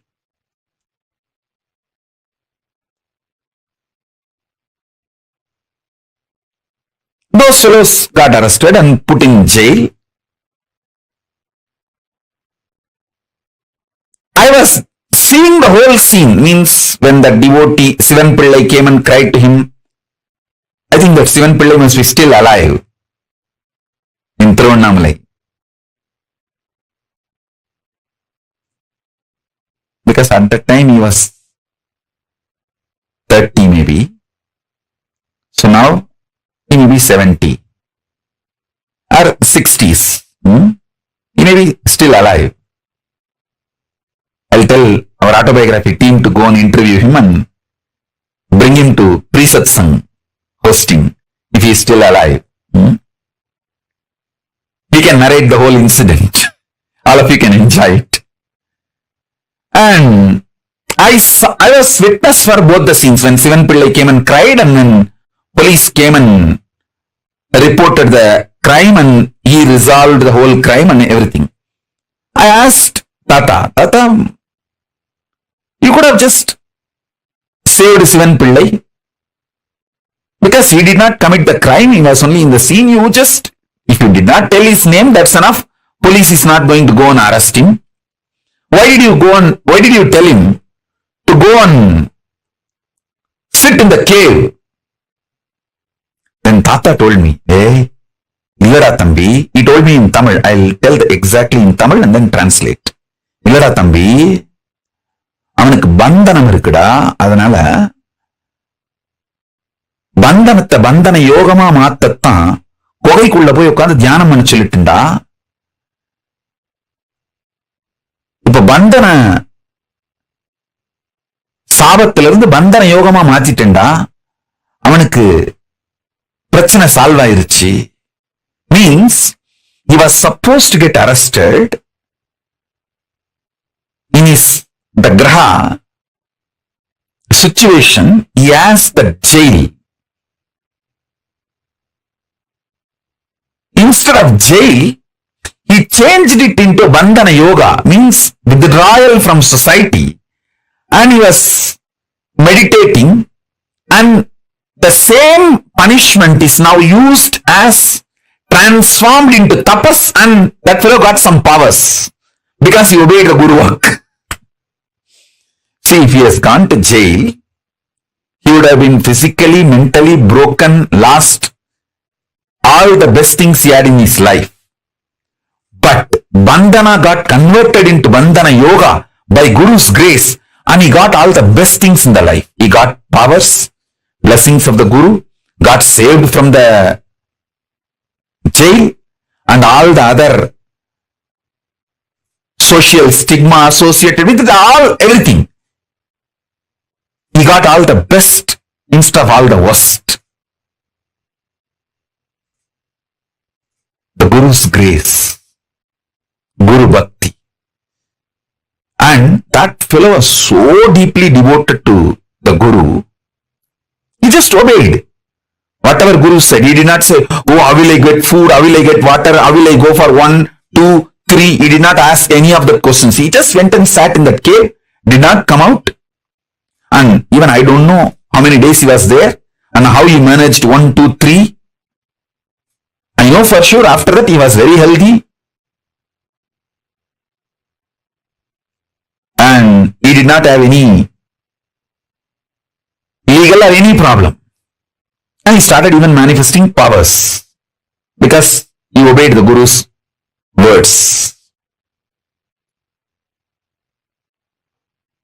The possibility of bandhana became converted into bandhana yoga.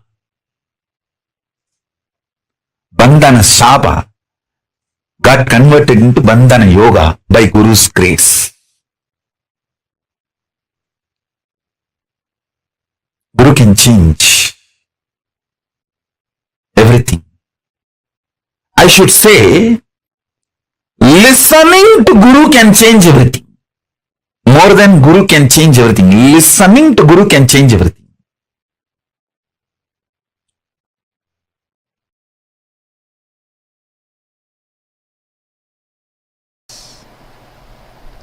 I still remember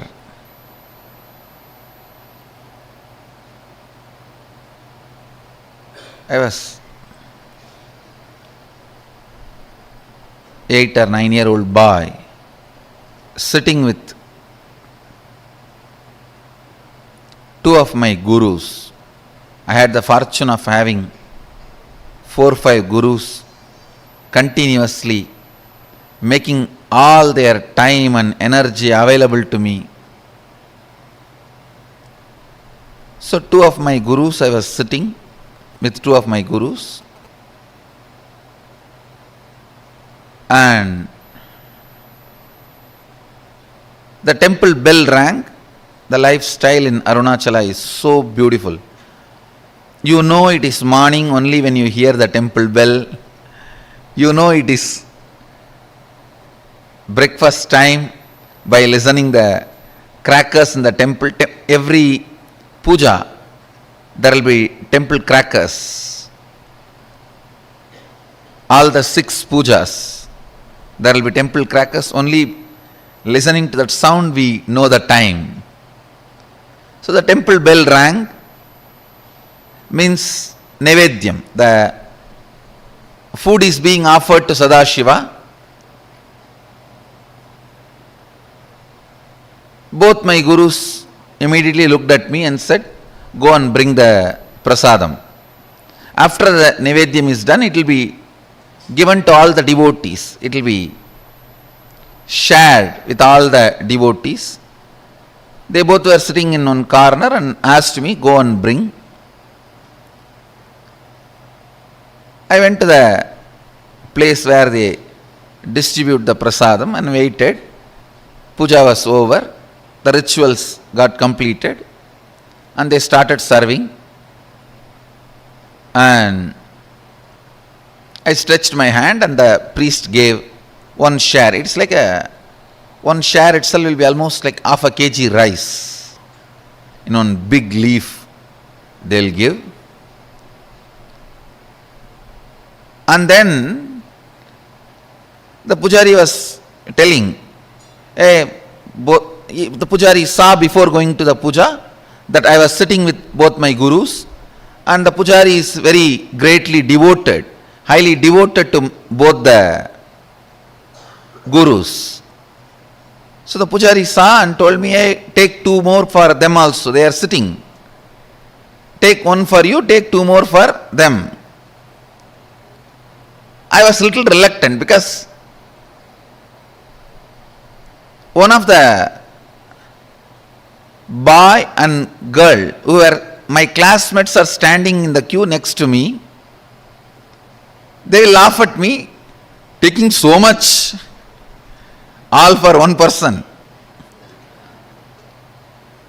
So for this purpose only you are sitting in the temple whole day. That's the way they usually make fun of kids. So, and I know already they are gazing at me in the mood of making fun. I felt little pride. I am from a big family, and again I have been told from beginning that you are from big family and you have to behave yourself like that in the public. So I told the pujari, no need, this is enough, and I brought the Nevedyam to both my gurus. They asked, hey, where is our share? Did the pujari not give?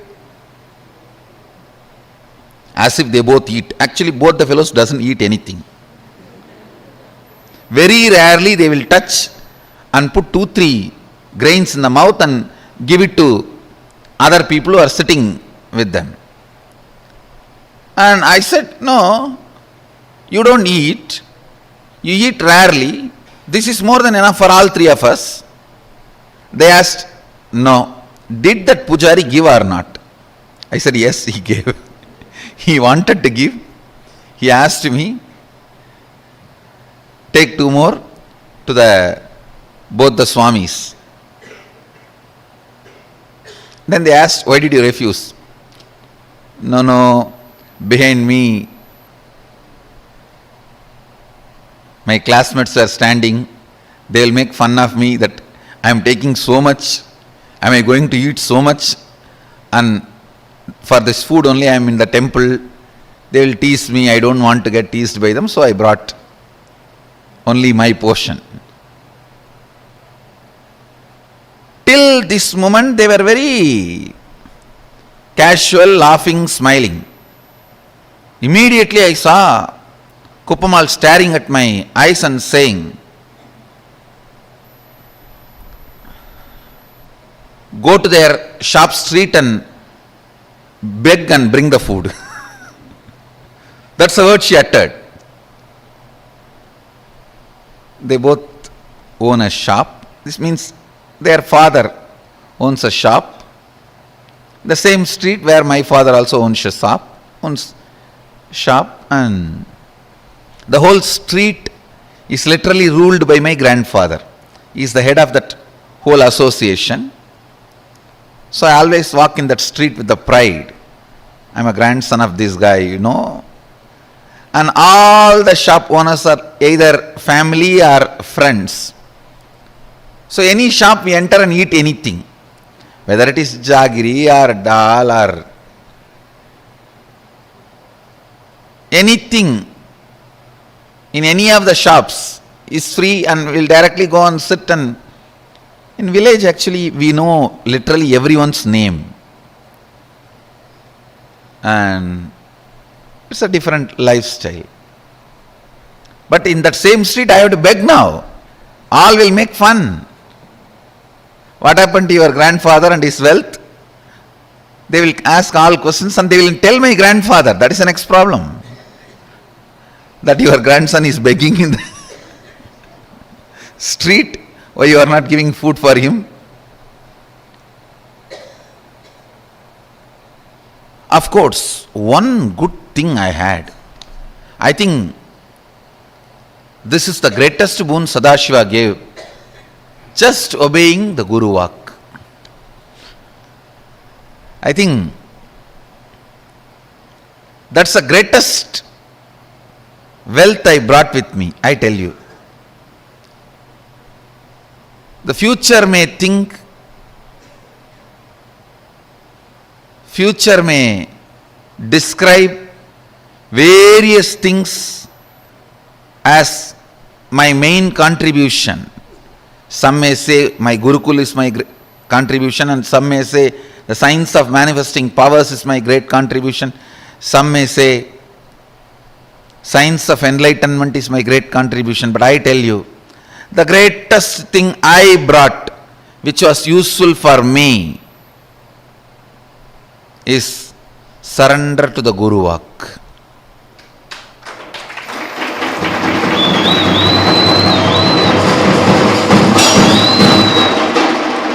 If any of you feel in a very short span, in a very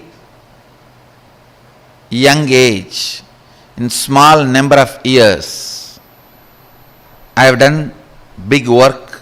Whoever feels, if you feel that, if you want to know the secret, I tell you,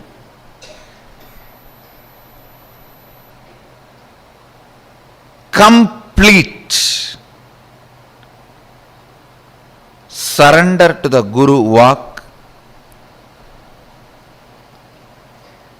to the letter and spirit, that reduced lot of time wastage.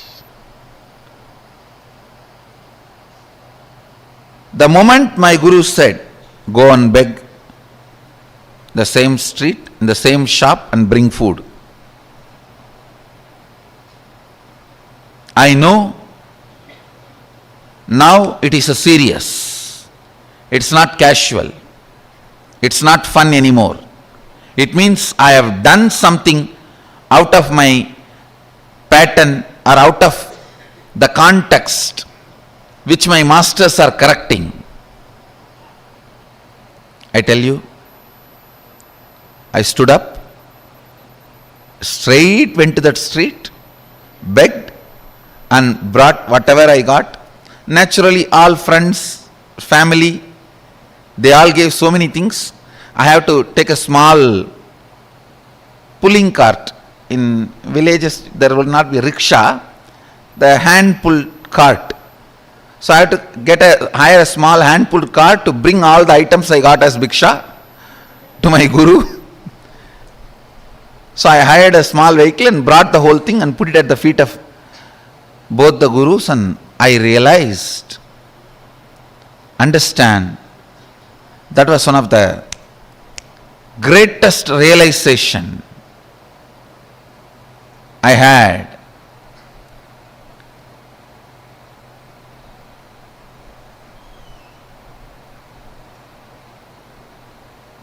I should not be bothered about imaginary opinions of others. I tell you, the liberation that happened at that moment is still now useful for me.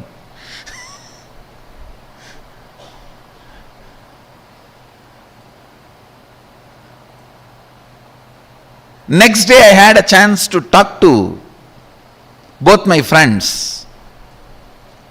They were asking me, hey, why were you going for bhiksha in all the shops? Did you do any prayer, or is it any divine commitment? In villages we have a habit that if somebody is sick, they pray to Venkateshwara and Kuladevata, that they will go for bhiksha and bring and offer it in the undi. Still we do that. Every Puratasi month, all the Vaishnavas, they go for bhiksha and take it and offer it to Vishnu temple, and Shaivites every Margasirsha month go for bhiksha and offer it to the Shiva temple. They asked, when both the friends asked me that, hey, did you have any prayer? Why were you begging? In the mind I was thinking, only you fellows are responsible for my begging. And only now I understand, you guys did not even have the idea which I was thinking you guys will be having.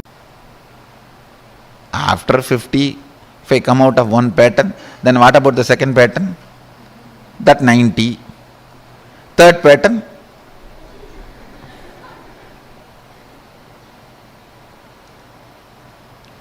The implicit surrender to the Master's words have reduced tremendous wastage of life.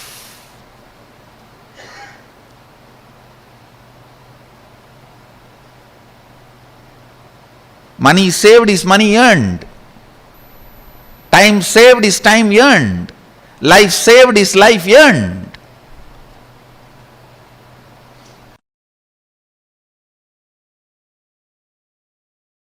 Somebody has asked me, there's one more question.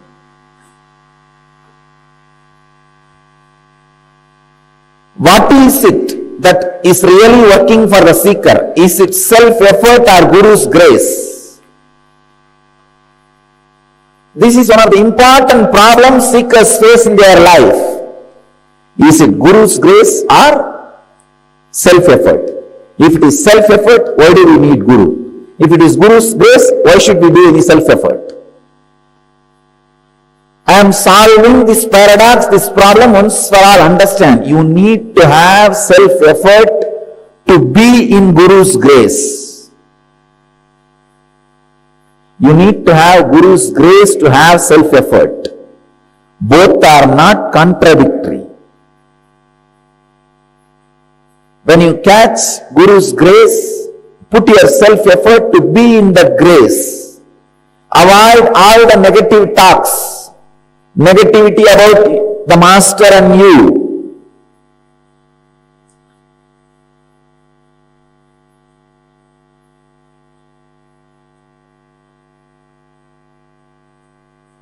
When you have the Guru's grace, take the inspiration from him and start the self-effort. When you have the self-effort, put the effort to be in Guru's grace. When you have Guru's grace, use that grace to create self-effort. You need to have self-effort to sit in Guru's grace, to be soaked in Guru's grace every day.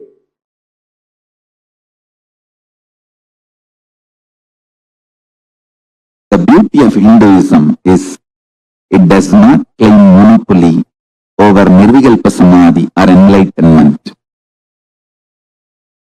Everywhere, the sincere people receive Nirvikalpa Samadhi, enlightenment, superconscious breakthrough.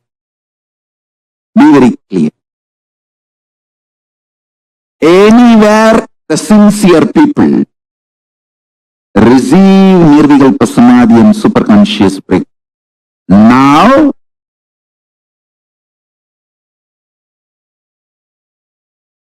I have been sent to planet Earth to initiate, inspire, emanate this Nirvikalpa Samadhi, superconscious breakthrough, to give you the experience continuously. So all of you receive the stimulus package from Paramashiva first. Listen. Sincere practitioners, either you practice unclutching, completion, oneness,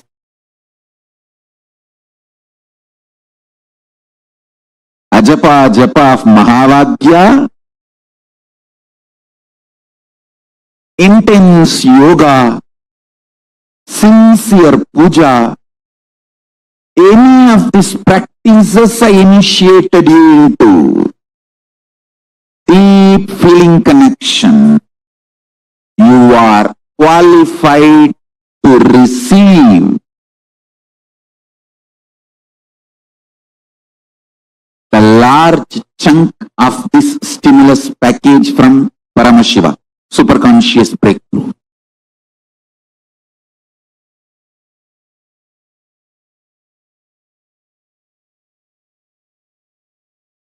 One good news is with Paramashiva there is no separate lobbying.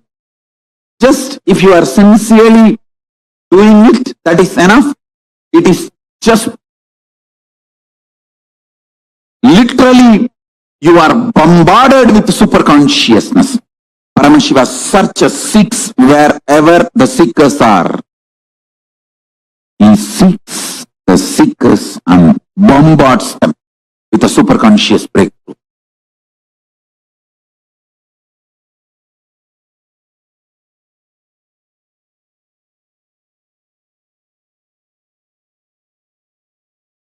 Nityananda Paramashivoham Om Nityananda Paramashivoham Om Nityananda Paramashivoham Om Nityananda Paramashivoham Om Nityananda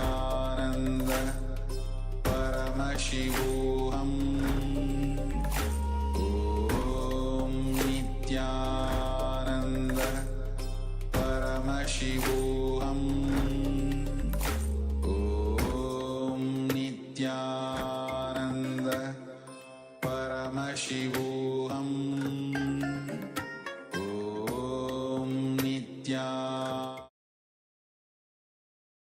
Yes, there are such a beautiful, powerful cognitions and deeper insights on Guru's grace is an ultimate wealth that each of us can understand. And the conclusion is listening to Guru can change everything in our life. Guru Walk is the best thing what we can perceive and what we can do. So the highlights from this particular session that we learned is moving with the logic of this is the path, because of that, this is the way the future will be, is gravitation. The possibility of the future not logically connected to your past because of some conscious intervention. That conscious intervention you call Guru's grace or God's grace or Paramashiva's grace. Swamiji is telling, I fell in love with Advaita oneness, with the Dhamma, teachings of the Guru, with the person who introduced Advaita to me and who was the embodiment of Advaita for me, Swamiji's own Guru. Arunagiri Yogeshwara. Then I know I can never fall into powerlessness, and I am always powerful. Even fear cannot frighten me, death cannot kill me. Now, let's enter into the exercise.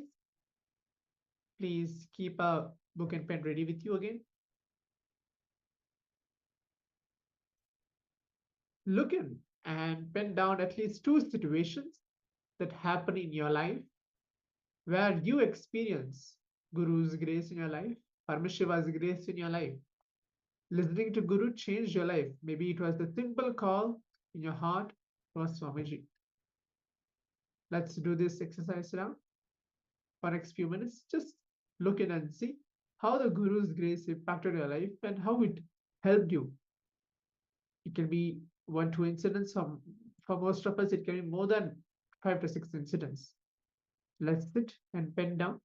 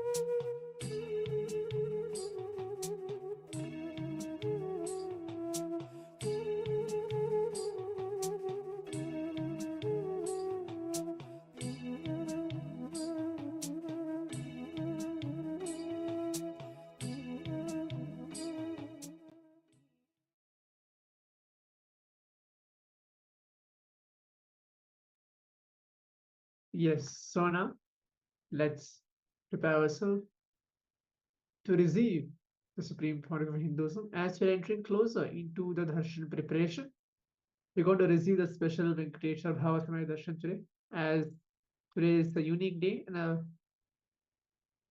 blessed day for Dakshaya Tritiya, auspiciousness, blessing happening in our life. So let us all prepare ourselves to receive the darshan today. As today's topic is all about wealth manifestation, you have the unique opportunity as the Akshaya Tritiya, as the unique quality of anything that you offer, anything that you give, it will come back to you manifold. So we recommend all the participants who want to manifest wealth to perform any of the offerings like the Para Puja or the Uttamottama Seva, or you can even offer the e-hundi online. If you are interested in making any of the offerings, please let us know in the chat and we will connect to you. Use this great opportunity for this Venkateshwara Bhava Samadhi Darshan we're going to have today as we are getting ready to enter into the darshan preparation.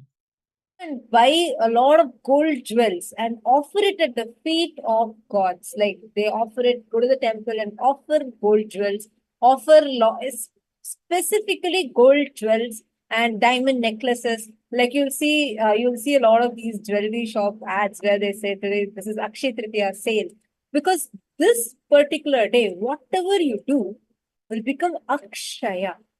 Eternally, it'll multiply. Like for example, let us say that you are giving one gold coin. Offering of that one gold coin will be showered multifold back to you. There are many instances where actually when anybody offered even the smallest offering that they could offer to the divine, how they were showered in an unimaginable multifold level. Like I'm just reminded of a beautiful happening when Bhagavan Krishna was small and a fruit selling woman had come to sell the fruits in Vrindavan. And when she had come over there, she saw Lord Krishna, a small kid who was sitting there. And when she was giving fruits to everyone, they were all giving her some money or some grains in exchange of the rice. Exchange of the fruits. So she had just a few fruits left with her. And Bhagavan Krishna, when he as a small kid, he took 5 grains of rice in his hands. And he gave that and asked the woman saying, how many fruits will you give to me for this? She will just look at him and she'll feel so connected. She will just take all the entire basket of fruits that was only income source for her, only source for her entire life. She'll just take that and offer it at the feet of Bhagavan Krishna. The moment she offers, she'll just take the empty and she'll say, okay, whatever rice you're giving me in your small hands, that is more than enough for me. And she'll just take that alone and put it in her basket and she'll go. All of a sudden, her entire basket will become so heavy. She'll be like, she can't carry it any further away. When she takes it down, she'll be shocked to see that entire basket will be filled with gold. Understand, any time you offer anything to the divine, anything to the avatar, whatever you offer, it will be showered back to you in multifold level. And today, all of us are going to be receiving the live darshan. Today, we are all, Swamiji is himself going to be coming live. We are going to be receiving the Venkateshwara Bhava Samadhi darshan. See, Akshaya Tritiya is very auspicious. It's one of the major festivals in Hinduism. And on this day, typically people invest in business. They put money wherever, gold, they put money in gold, or they put money in investment, they put money in buying something. Because this day, it's considered very auspicious. Wherever you put Lakshmi in, she will flower in that aspect more and more and more.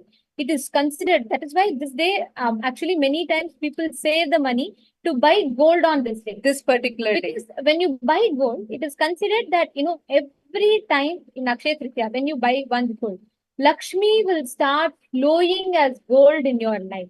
Today is the day literally when you open the doors for Lakshmi to enter into your life. And it's a very, very auspicious day. We're all having the darshan of Srinivasa, where Lakshmi resides.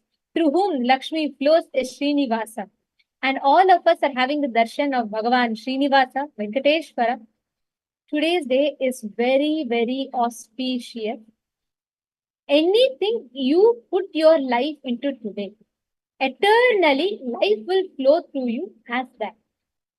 If you put your life into just becoming, investing into something small, life will keep returning that back to you. Or if you decide to invest into enlightenment, if you decide to invest into superconscious breakthrough, if you decide to invest into becoming a part of Kailasa, life will continuously flow through you. Any decision you can make decision to create a relationship. You can make a decision to invest in some business. You can make a decision to start a business in your life auspiciously. Everywhere, wherever you put Lakshmi in today on this day, in that particular aspect, Lakshmi will start flowing through you. Yes, Nisri Gunya is saying Venkateshwara Darshan. Wow. Yes, today we're having Venkateshwara Darshan. Today we're having the live Bhava Samadhi Darshan of Bhagavan Venkateshwara.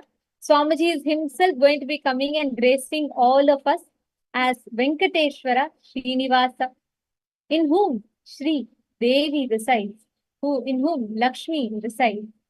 Today, all of us are going to be receiving that darshan. And most important one, I request all of you complete listening to this. There is a particular muhurta into which this Akshaya Tritiya happens. Muhurta means an auspicious time. The timings that all of you are having the darshan in